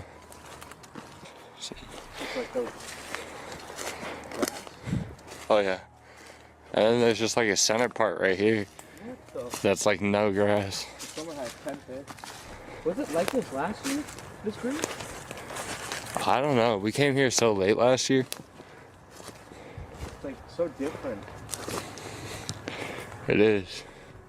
It doesn't look like anything. The paint and shit looks like it's like starting to get covered. That's weird. This shit looks like it's been like abandoned. Yeah, it's been a while. Interesting. So we were just sitting here discussing, because it's pretty quiet. Not crickets, no birds, it's spring, which is really weird, but there's no noise. We hear ringing in the distance. Don't know what that is, but Tony was saying that, what were you saying again? It's very quiet around us. People say that it's like something scary in the area, like a predator. Yeah. So we're gonna go down to the trestle and check that out. Hopefully we are good. Despite it being spring, the woods were eerily silent. No bird song, no insects, none of the usual nighttime noises. That unnatural stillness seemed to mark the beginning of a string of increasingly disturbing events. As the team explored the area around the trestle bridge, they encountered unusually high water levels that made the terrain difficult to cross. At one point, one of the members twisted his ankle, forcing the group to stop and reassess their plan. But as they rested, quiet was broken by a new kind of tension, clear, deliberate footsteps, and the sound of something or someone moving through the underbrush nearby. The noises weren't random. They circled the group, always staying just beyond the reach of their flashlights, never visible but impossible to ignore. Jordan just twisted his ankle right in that area. Oh, I need to tighten this. Oh, that hurts so bad. Cut the lights. Put them on low if anything. I have no low on this, I don't think. That hurts so bad, guys. He's like, we might need to call it a night, boys. Then you have to walk back. We do.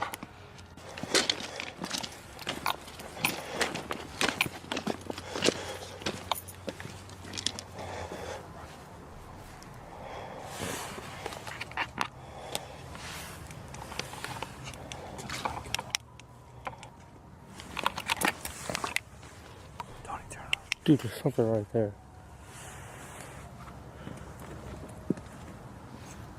Something right there, though.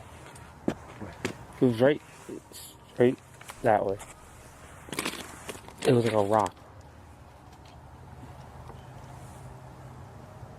As they continued to cross the bridge and venture deeper into the woods, the strange activity escalated. A large metal can suddenly rolled across the tracks, seemingly out of nowhere. No end, no visible source. Moments later, a sharp metallic clanging echoed from somewhere in the distance. The team froze, flashlights scanning the darkness, but every time they tried to trace the sounds, there was nothing. No movement, no sign of anyone nearby. Later in the night, they returned to a location tied to a past encounter, an area where they had previously heard loud, unexplained noises. This time, they found something new, a discarded rope, a single glove, and unfamiliar objects scattered across the ground, none of which had been there before. As they stood there, trying to make sense of it, one of the crew members suddenly jumped back. A rock had slammed into the metal track beside him, hard enough to spark on impact. It hadn't tumbled down naturally. It had been hurled with force and precision. In that moment, the question of whether they were alone was answered.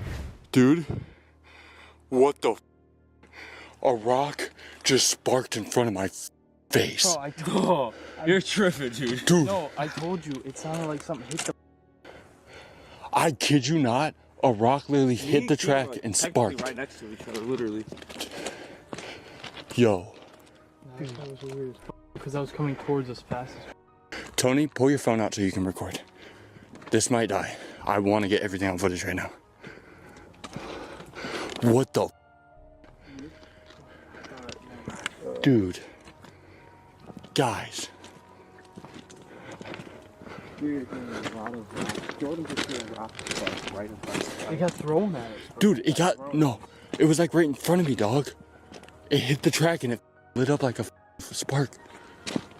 Okay, let's be real and stop for a second. Because... This is very first... What the threw that at us? The first one was... If y'all are not playing... I swear to God I didn't throw shit. Because literally me and Keegan were walking Dude, right next to I each know, other. I like want to... Like, I know it wasn't you guys, but I want to believe it was you guys. The second one was because me, 'cause it was I a big literally rock. saw it come into my eyesight. I kind of want to sit here for a minute. Things escalated fast. Just moments after the first rock hit, a second one came flying in, this time from a different direction, confirming their suspicion that whatever or whoever was out there wasn't alone. Panic started to set in. Their flashlights began to dim, camera batteries drained without explanation, and the overwhelming silence of the forest only amplified the fear creeping in. Then came something entirely new, a whistle, distant but deliberate, echoing faintly through the trees. It wasn't random, it repeated, as if in direct response to their presence. The team tried whistling back, hoping for some kind of interaction, but were met with dead silence, followed by the sound of movement in the brush nearby. That was enough. With nerves spraying and no clear answers, the group made the call to turn back, cutting the investigation short and leaving behind more questions than they'd come with. The whistle? Yeah. I heard it. No, you didn't. I did. It came from right in there. Dude, that whistle... Shut up. That's weird, dude. Shut up. That whistle, dude. Pause it right here. Jordan, come here. Let's whistle. See what happens. Who's got a lot? Tony, you got a lot of whistle? No.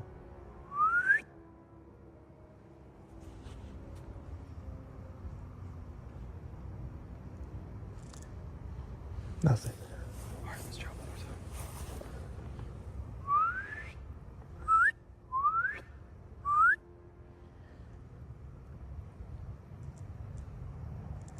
Despite the chaos of the night, nothing could be definitively explained. There were no signs of other people in the area, no footprints, no clear source for the thrown objects, or the eerie sounds that had followed them through the woods. By the end of the video, no solid answers had surfaced, but they weren't needed. The atmosphere spoke volumes. The dread, the silence, the feeling of being watched. It all told the story louder than any explanation ever could. Nomad Unknown is a solo female traveler who shares her car camping and hiking adventures from across the country. Her content is raw, honest, and offers a genuine look at the highs and lows of van life, solo travel, and off-grid living. Most of the time, her journeys are peaceful, sometimes even empowering or calming. But during one trip along the Wild Azalea Trail in Louisiana's Kisatchie National Forest, things took a dark and unexpected turn. Out here hiking is in the Kisatchie National Forest in Louisiana. And it's called the Wild Azalea Trail, and it's arguably the best trail in Louisiana. So, pretty excited. It should also be the season for azaleas. So hopefully we'll get to see some beautiful azaleas in bloom and just restore my mental health.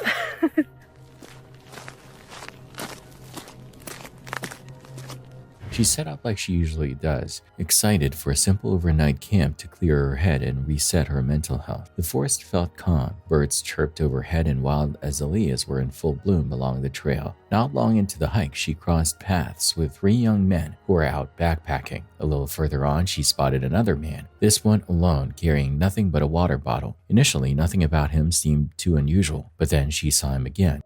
Out started on the trail now. It's pretty quiet out here. It's lovely with the birds singing, and every now and then the wind comes through.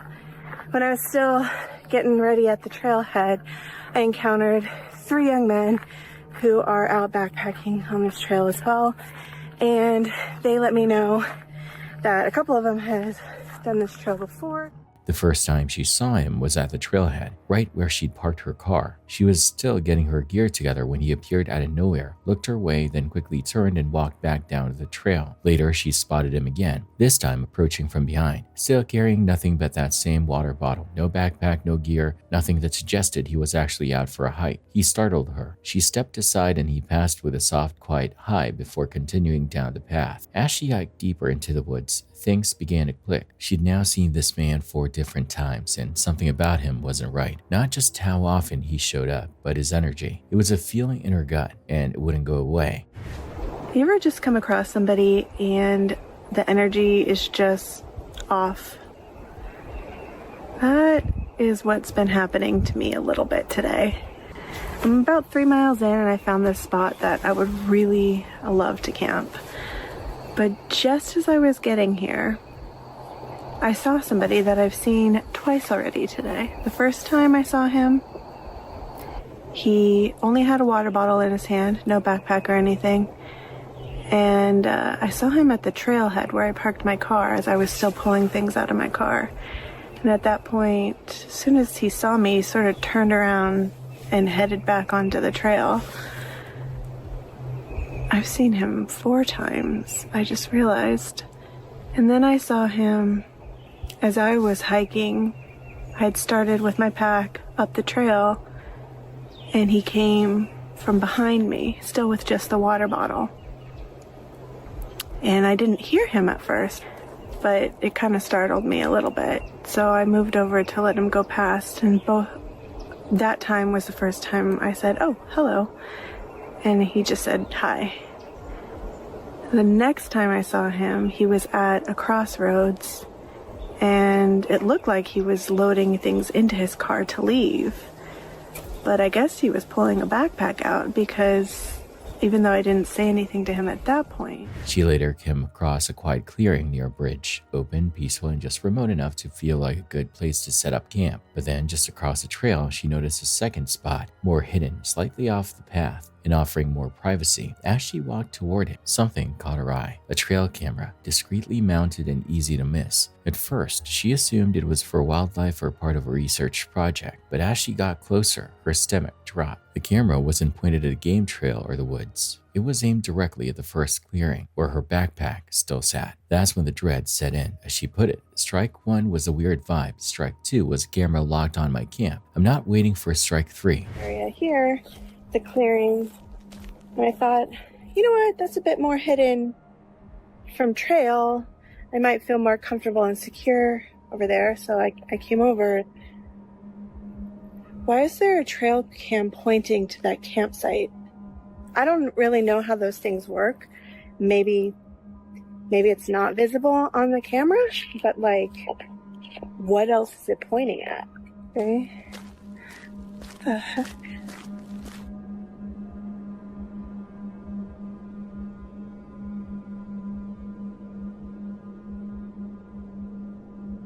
Like, here's the trail cam. What is it pointing at? Putting my camera right behind.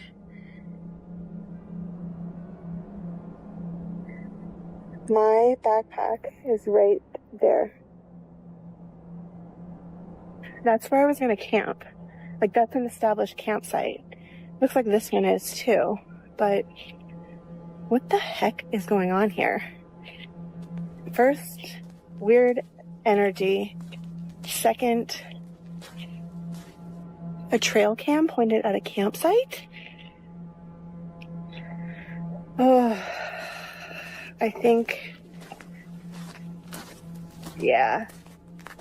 1 strike, 2 strike. I gotta get out of here before 3 strikes and I'm out. It was in that moment that everything clicked. The man, his repeated appearances, the way he first showed up with just a water bottle and later reappeared wearing a backpack, the pieces started to fall in place. Had he followed her? Waited until she was distracted filming the wild azaleas to sneak back and set up that trail cam? She couldn't prove it, but the timing, the placement, and his behavior were too precise to brush off. This wasn't just a bad feeling or a case of overthinking. This was a woman, alone in the woods being watched by someone who had no reason to be there, and who somehow knew exactly where she was and where she intended to spend the night. Or is that weird? Trail cam. Right there.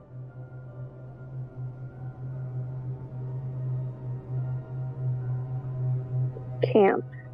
Right there. I'm standing at my pack and I am looking, and I cannot for the life of me see it over there. I mean, camo, right? Very effective.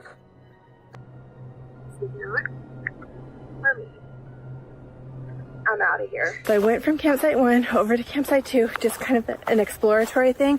And the reason it actually took me a little while to decide to go over there is because there were like clear obstructions in the path, like logs covering the path. A lot of time that might be set up by Forest Service to say like, this is not a trail, don't go down here. I just felt like I needed to go explore it. There was poison ivy I had to avoid. It's not too dense where I couldn't avoid it, and yeah, I had to go over a couple of logs and stuff like that, but it's almost like they don't want somebody going over there, right? But is it because they don't want somebody to discover the camera? Remember the guys I told you about that passed by the campsite earlier?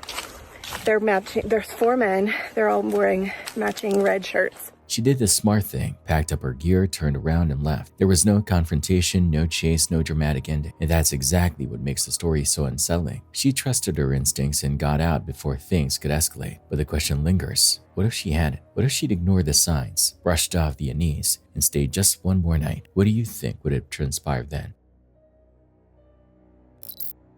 In one of the most disturbing solo explorations of 2025, Indonesian YouTuber Debbie Pertanti returned with a chilling visit to the infamous Hutan Pesugihan, a forest wrapped in dark legends and steeped in supernatural folklore, inspired by fellow explorers Muskasid and Bongin, both of whom had previously documented disturbing events in the area. Debbie set out to spend the night in the exact same location where those encounters had occurred. Her plan was simple: set up a hammock, cook a basic meal, and explore the surrounding woods. But things began to unravel almost immediately. Her arrival was delayed after she got lost searching for the only landmark described by others, a white sack hanging from a tree. Locals often mistake it for a pokha, a ghost bound in traditional funeral cloth, and its appearance alone is enough to send many running. For Debbie, it marked the beginning of a night she wouldn't forget, one filled with fear, confusion, and an overwhelming sense that she was not alone. Oke, teman-teman, ini saya berada di hutan pesugihan ya teman-teman, dimana saya nonton channelnya Mas Gesit dan Bang Ivan.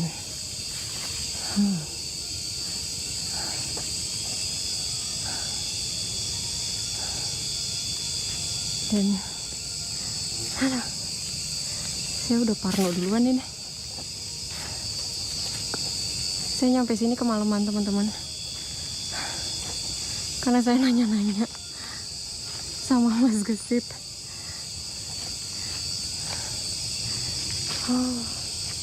Dan saya kayaknya, ini mau buka ini aja teman-teman, hammock. Despite warnings from locals and other explorers, Debbie pressed on and eventually found the eerie white sack hanging from a tree, the marker that signaled the heart of Hutan Pesugihan's haunted legend. Exhausted but resolute, she set up camp directly in front of it, preparing a modest meal of rice and sour vegetable soup. As dusk settled over the forest, the rustling in the trees began almost immediately. At first, she chalked it up to monkeys or typical forest wildlife, but as night deepened, the sounds grew more unsettling. Footsteps that didn't quite fit the rhythm of animals, and soft, distant noises that began to resemble whispering or faint crying. Even tucked into her hammock, trying to sleep, she couldn't escape the feeling that something was nearby, watching, moving just beyond the reach of her lantern light.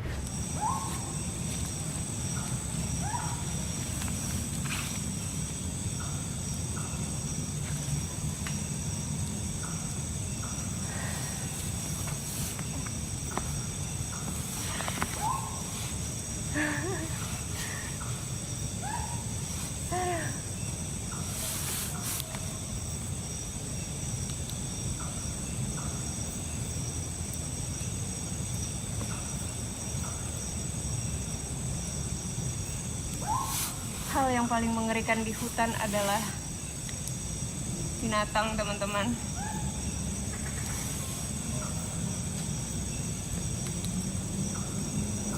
Around 11 p.m., the night took a terrifying turn. Debbie was abruptly jolted awake by the sensation of something heavy dropping onto her hammock, so forceful it caused her to fall out. Disoriented and rattled, she quickly gathered her things, realizing she could no longer risk staying exposed in the open. Determined to continue, she shifted to exploration mode, stepping into the darkness with her flashlight in hand. Her voice could be heard softly reciting Islamic prayers and protective chants, a clear attempt to steady her nerves. The beam of her flashlight trembled as she moved deeper into the forest, capturing flickers of movement, dense thickets, and shadowy figures in the distance. Adding to the unease, she described a sudden and dramatic drop in temperature, from suffocating heat to an almost freezing chill, a shift often tied to paranormal experience and local folklore. Oke, bismillahirrahmanirrahim. Jangan marah ya teman-teman kalau misalnya eksplornya nggak lama, karena saya udah benar-benar takut. Bismillah.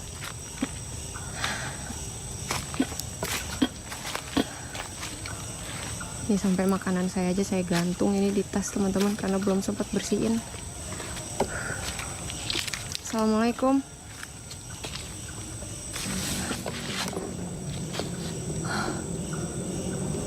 Assalamualaikum. Saha.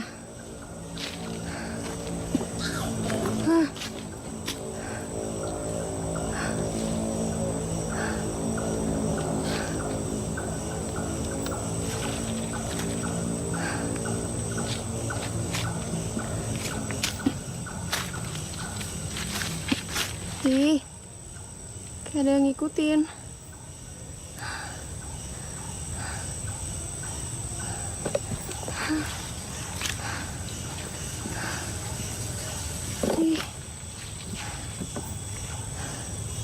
Siapa?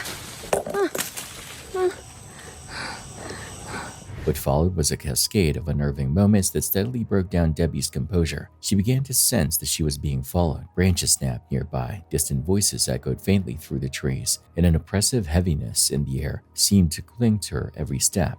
The deeper she went, the more visibly shaken she became. Multiple times she appeared on the verge of breaking down, whispering how even Muscasset and Bong, who had braved the forest as a duo, had described the fear here as Lubayasa, meaning extraordinary in local terms. It was a fear that surpassed normal explanation. Finally, Debbie reached her limit. She called off the exploration, her nerves fraying after hearing what she could only describe as SHOUTOUT, ghostly voices calling back and forth through the darkness, with her flashlight beginning to fail and every instinct screaming at her to leave. She made her way back through the dense undergrowth, whispering pleas into the night, asking that nothing follow her home.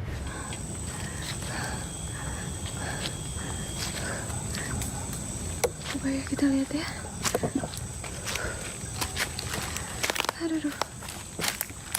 Tuh, ada batang pohon nih.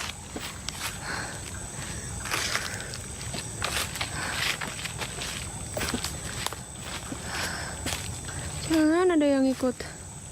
Jangan ada yang ikut. Saya mau pulang. Tolong. Udah. Jangan ada yang ikut. Tolong.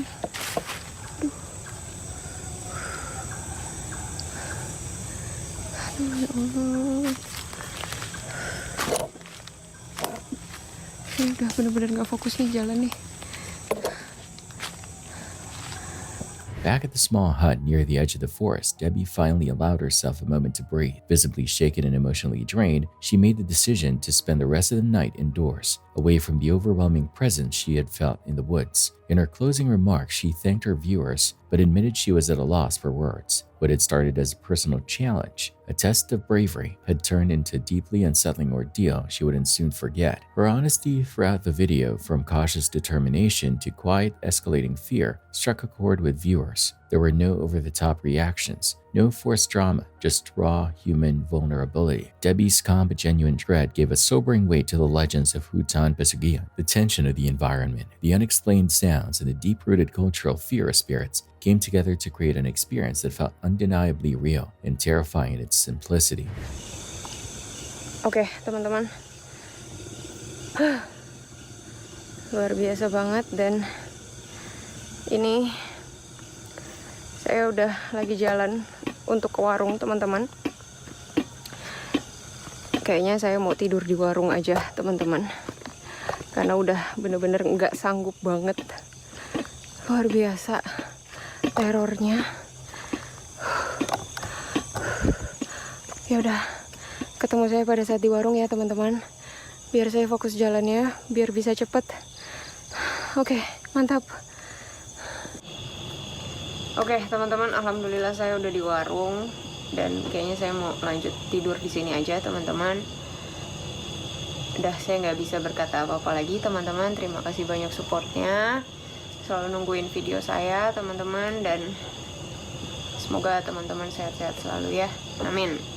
Oke, saya tutup video ini, teman-teman. Wassalamualaikum warahmatullahi wabarakatuh, teman. In conclusion, what stays with you isn't just the fear of ghosts. It's the suffocating atmosphere of a place where folklore and fear seem to bleed into each other. Debbie's night in Hutan Pesugian wasn't just another piece of content. It felt like a quiet warning. Not every place is meant to be explored. Not every shadow wants to be seen. What do you think really happened out there? Let me know.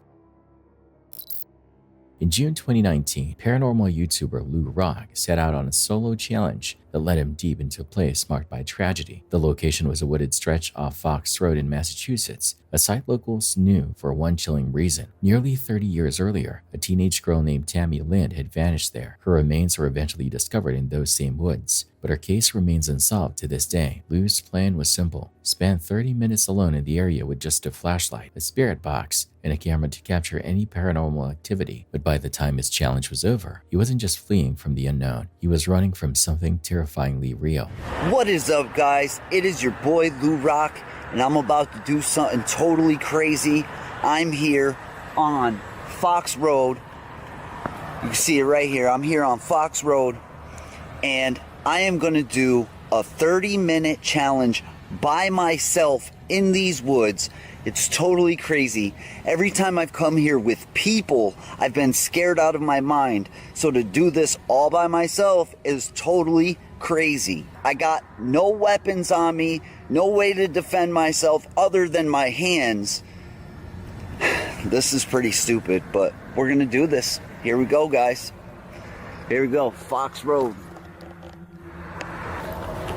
Where her body was found.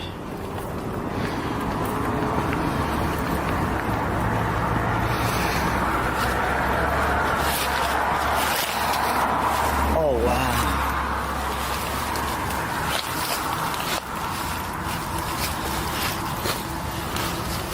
Where's my little memorial thing to her? It's right here. What the heck? Dude. Oh, here it is. See, I left it standing up last time. I actually heard her ring that bell before doing a spirit box session. It was pretty crazy. Lou's session began with a silent stroll into the forest, heading straight to the spot where Tammy Lynn's remains had once been found. He had set up a small memorial there, flowers, a bell, and a handwritten tribute in her honor. From the very beginning, there was a strange tension in the air, a heaviness that seemed to cling to the trees around him. He started filming and turned on his spirit box, trying to reach out to whatever might be lingering in the area. At first, everything felt normal, routine even, just like his other investigations. But then he switched off his flashlight, allowing the pitch black woods to fully surround him. And in that moment, the energy changed. Crazy. Oh, whoa, the ants are all over the flower. Wonder why. Look at all those ants. It's not a real flower, guys, so it's weird that the ants are enjoying it so much. Tammy, can you ring this bell for me?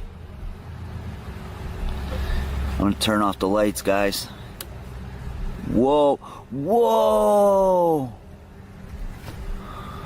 I can't believe it even lit up like that. Wow. Whoa. What the hell was that? Guys, I keep hearing something really close to me in the woods. I hear somebody, it sounds like somebody's walking around over there.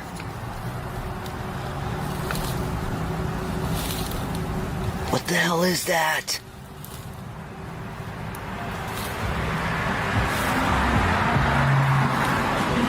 Oh my God, it's freaking me out, guys.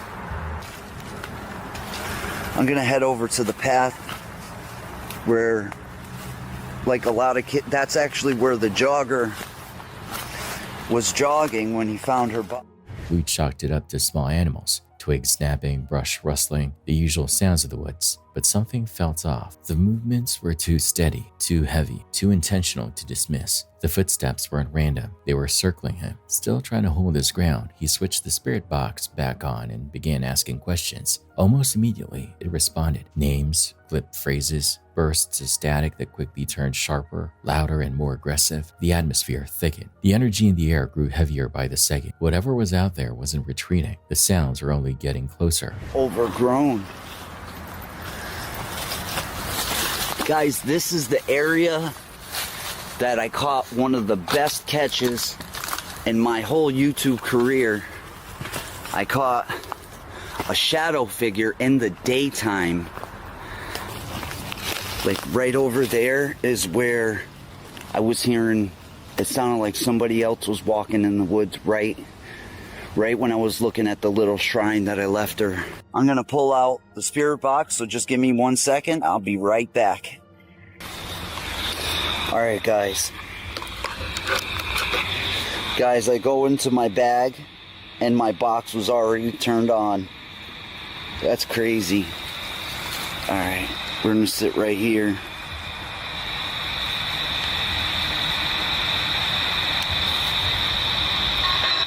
Hello? What the hell?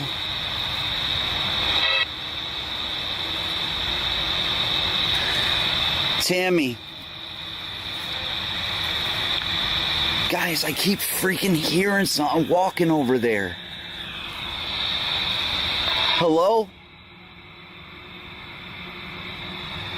While scanning the area, Lou spotted something strange, a spray-painted message on a nearby tree. It was fresh, bright, and completely out of place in the middle of nowhere. Curious, he stepped closer to get a better look. That's when the footsteps returned, faster now, circling with more urgency. He swung his flashlight around, scanning the woods, but saw nothing. Then it happened. A voice, clear, audible, and coming from somewhere in the darkness, cut through the silence. It wasn't from the spirit box, and it wasn't a radio signal. This was someone actually speaking out loud nearby. And in that instant, everything changed. This tree right here, there's like writing on it. It actually says Autobots. Autobots. I'm trying to move the... Tammy, is there something about this tree that will help us find the kill? Whoa.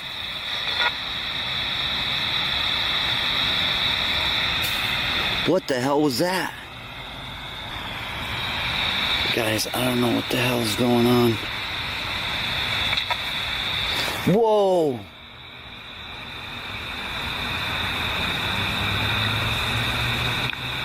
Guys, I'm hearing stuff all around me. Tammy, can you come and talk with me, please?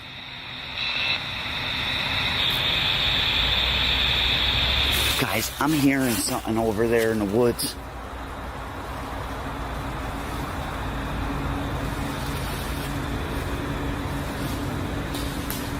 There's something over there, guys. Dude, oh my God. Guys, I'm here all by myself. I don't even know what the hell to do. Hello?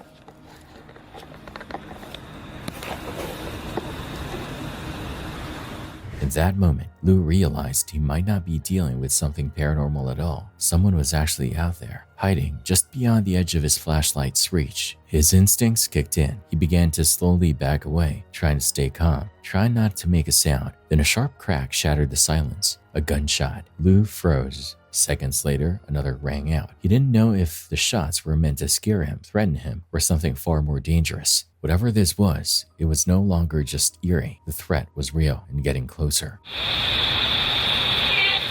Guys, I keep hearing stuff in the freaking woods. I think my spirit box is... Oh my gosh.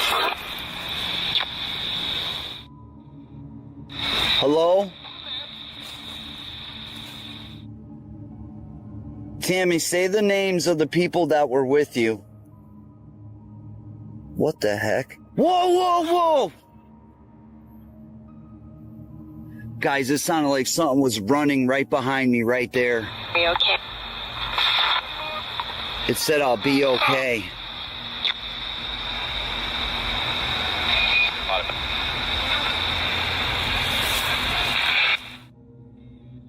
Are you kidding me? Guys, that doesn't look old. And that's not mine. Is there somebody out here? Guys, I am freaking out. There's somebody out here with me, I swear. I keep hearing footsteps all around me. Something just flew over to that area over there.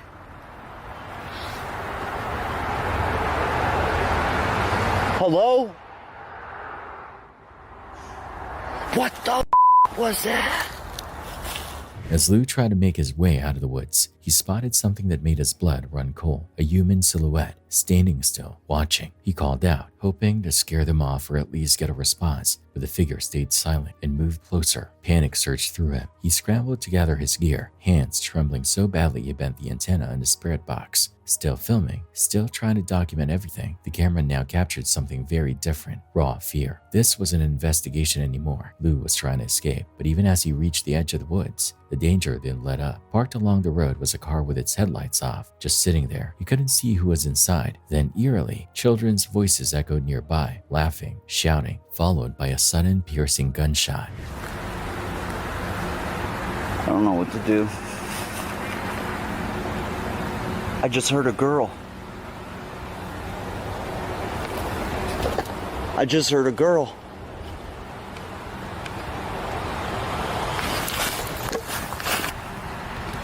I swear I just heard a girl, guys. Oh my God. Oh man. Oh guys. Oh my God. This is where the freaking gunshots went off. Oh my gosh. I gotta get down. I gotta get down. Holy crap. What the fuck? Alright, we're getting the hell out of here. Oh. Holy crap. Oh my God, there's somebody behind me, guys. Yo, you better stay away from me.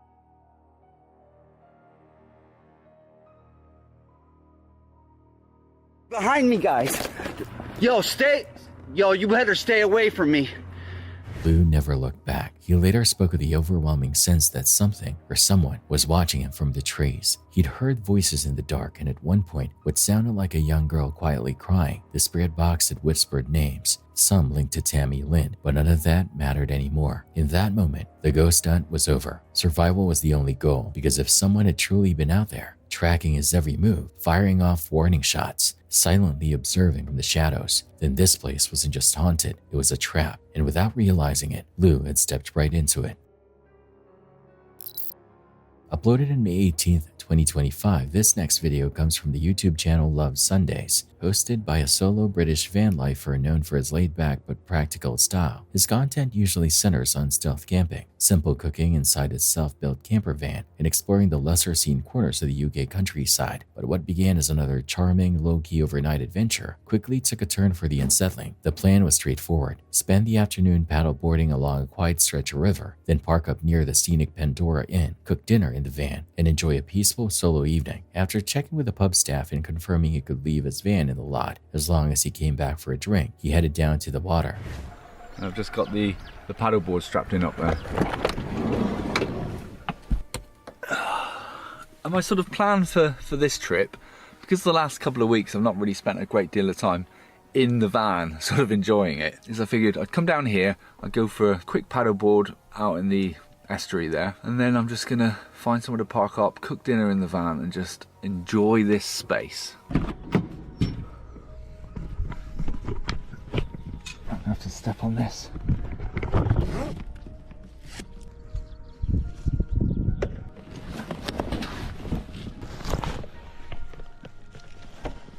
Just drop it. That'll do. Now how am I going to get down? Like this.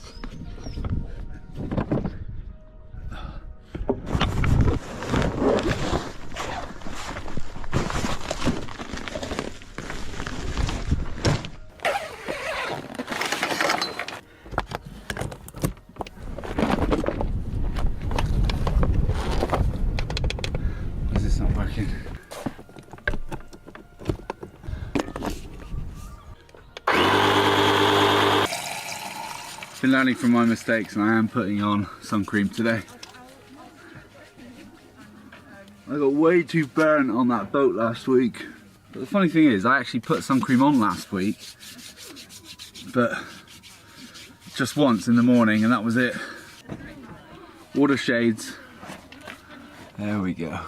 I am packing a few essentials in this dry bag, water being one of them.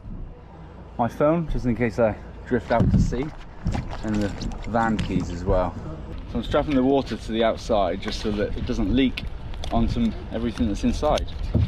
I mean, it's just my drone, but it's not waterproof, so. Right, let's get in the water. Oh, step.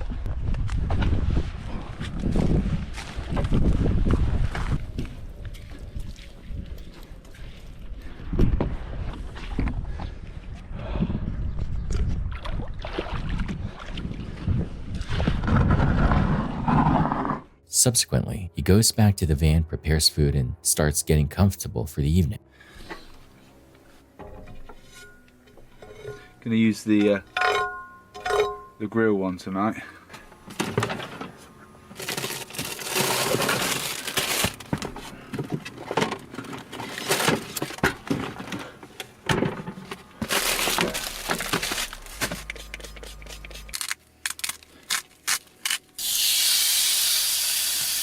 stop us sneaking up. I am going to open this door a little bit. Stop me getting too hot. I'm going to take my jumper off. I've had a lot of suggestions about like mounting a, I don't know, some sort of fan up here just to sort of suck all of this out. Because as great as the roof hatch is, it doesn't actually extract any of this steam, which is annoying.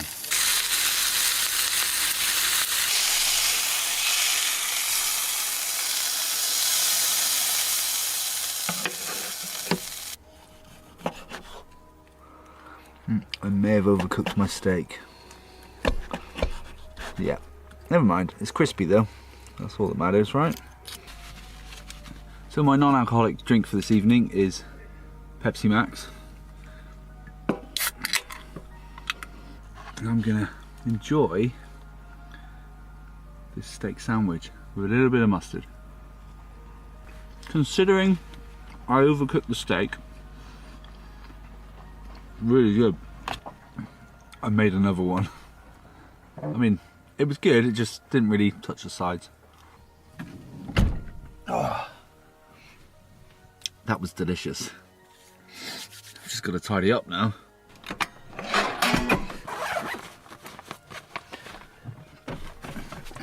Right. The sun's not quite down, but it is getting dark. His audience expects this type of content, calm, comfortable, and self-aware, but when night falls, matters take a surprise turn. They're actually flashing their lights, like what doggers do.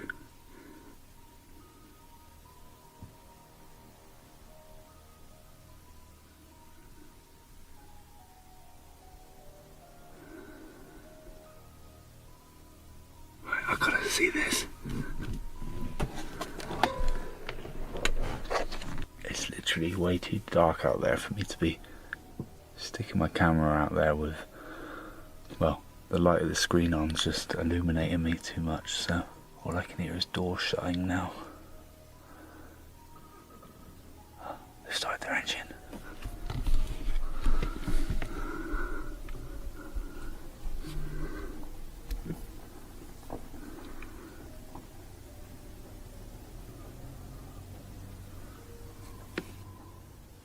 I mean, it's all a little bit weird, isn't it? Oh, the other car's leaving now. Maybe they've spotted me out with the camera, so they're all off. I mean, like I said, as long as they don't keep me awake, it don't really matter, but... Suddenly, unfamiliar vehicles began pulling into the same secluded lot. At first, it seemed like harmless late-night traffic, but the patterns quickly shifted. Headlights flashed in deliberate sequences, engines sidled with no one stepping out, and car doors opened and closed without anyone ever approaching his van. It didn't take long for the realization to hit. This quiet, tucked-away spot wasn't just peaceful, it was a known dogging spot. Rather than panic, the creator kept his composure. He stayed put, continued filming, and maintained his usual tone, though he made it clear how strange and uncomfortable things had become. At one point, a car parked nearby and repeatedly flashed its lights, an action often used to signal others in these kinds of encounters. Muffled voices and the echo of slamming doors cut through the night. With a clear sense of caution, he locked his doors and chose not to engage. As the hours dragged on, some of the vehicles eventually left, perhaps noticing the camera or realizing they were being observed. There was no direct confrontation, but the tension lingered. By morning, the lot was quiet again. The creator confirmed the rumors he'd only vaguely heard before. This wasn't just a scenic pub parking lot. It was an active meeting point. He wraps up the video with a signature lightheartedness, laughing off the bizarre turn of events. But beneath the humor, the message is clear. What was supposed to be a simple, peaceful stealth camp had turned into something entirely unexpected and more than a little unsettling. On the night of February 10th, 2026, at around 9:40 p.m., deputies with the St. Louis County Sheriff's Office attempted to stop a driver who was behaving erratically along Grand Avenue in Duluth. The driver was later identified as 30-year-old Donald Felver III, a resident of the area. According to authorities, when deputies tried to initiate the traffic stop, Felver refused to pull over and instantly sped away, triggering a vehicle pursuit through the roadway.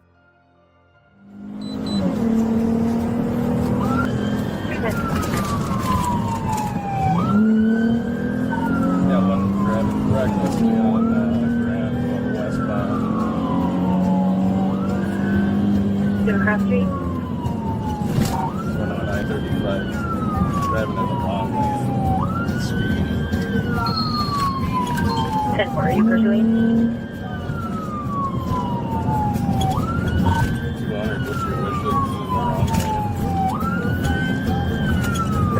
is a dangerous public safety. I'm right behind you.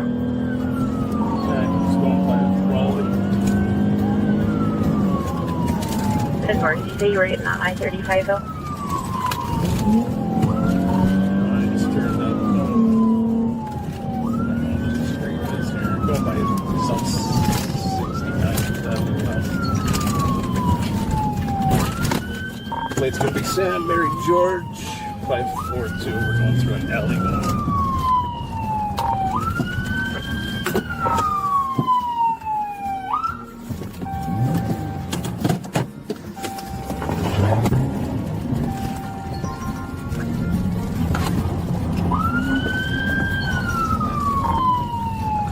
I don't know what alley I'm in, but we're headed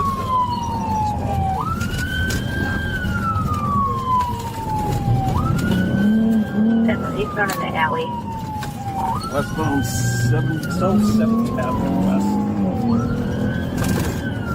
Westbound 70th Avenue West. Passing Red Route. Passing Red Route.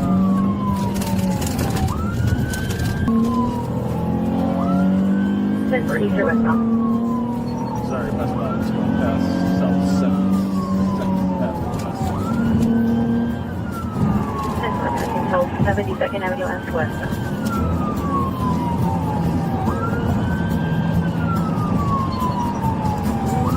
It looks like it's going to come back to a party on 54th Avenue West at Donald Hill. The pursuit continued for several minutes as deputies monitored his movements and coordinated over the radio. During the chase, Sergeant Burnt executed a pit maneuver in an effort to safely disable the vehicle. The maneuver was successful, bringing Felver's car to a halt on the 7900 block of Grand Avenue, where it came to rest sideways across the roadway. He's on fire now.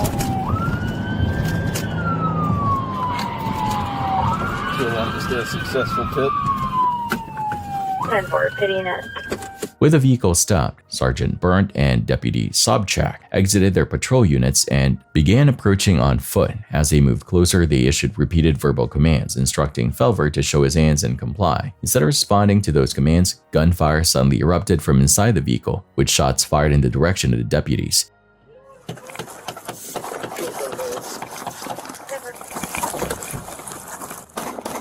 Faced with an immediate threat, Sergeant Burnt and Deputy Sobchak returned fire. Felver, who was the only person inside the vehicle, was struck during the exchange. Did he get you?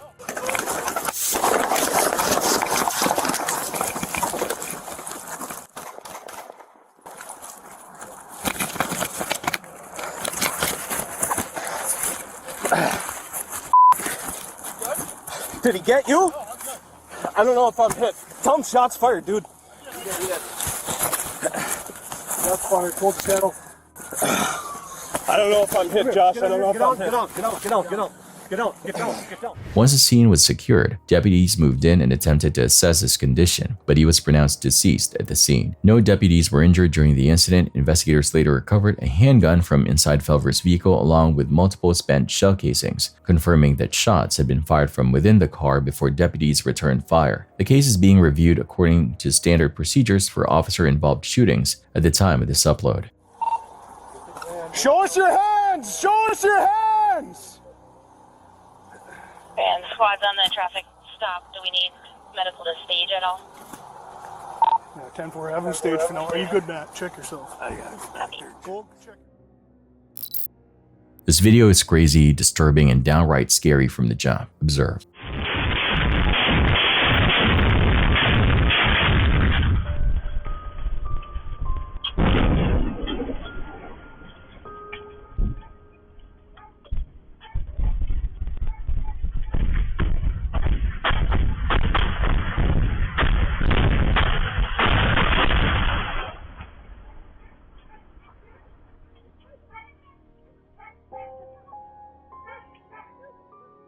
Even though neither you nor I are mindful of it, there are people all over the world who must endure ongoing warfare in order to survive. Civilians always bear the brunt of war's horrific costs. This is the district of Kalovka. I can, however, vouch for this information, and I'm only following the source's advice.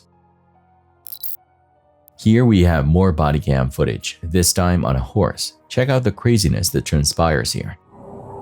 Hey, Joseph. Would you mind if this officer behind you Check your pocket, make sure you don't have any narcotics or anything like that. I can't hear you guys think up in that helicopter fly. You don't want us to check your pockets?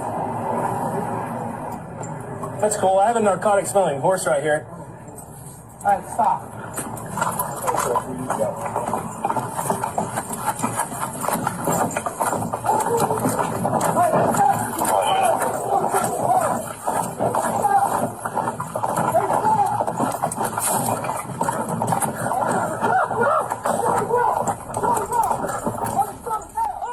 As ridiculous as that sounded, it did indeed work, causing the suspect to flee. What are your thoughts on this? Greetings from a petrol station located in East Cairo, Egypt's 5th settlement region. Everything is as it should be and life is going as usual, but it isn't.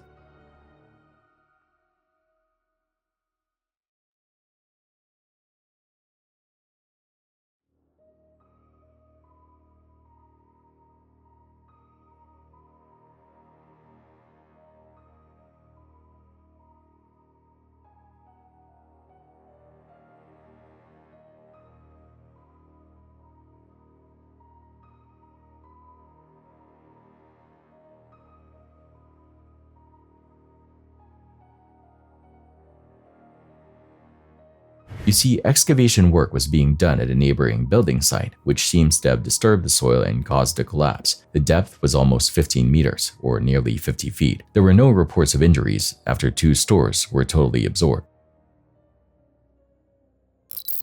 Thanks for watching. Stay vigilant, friends.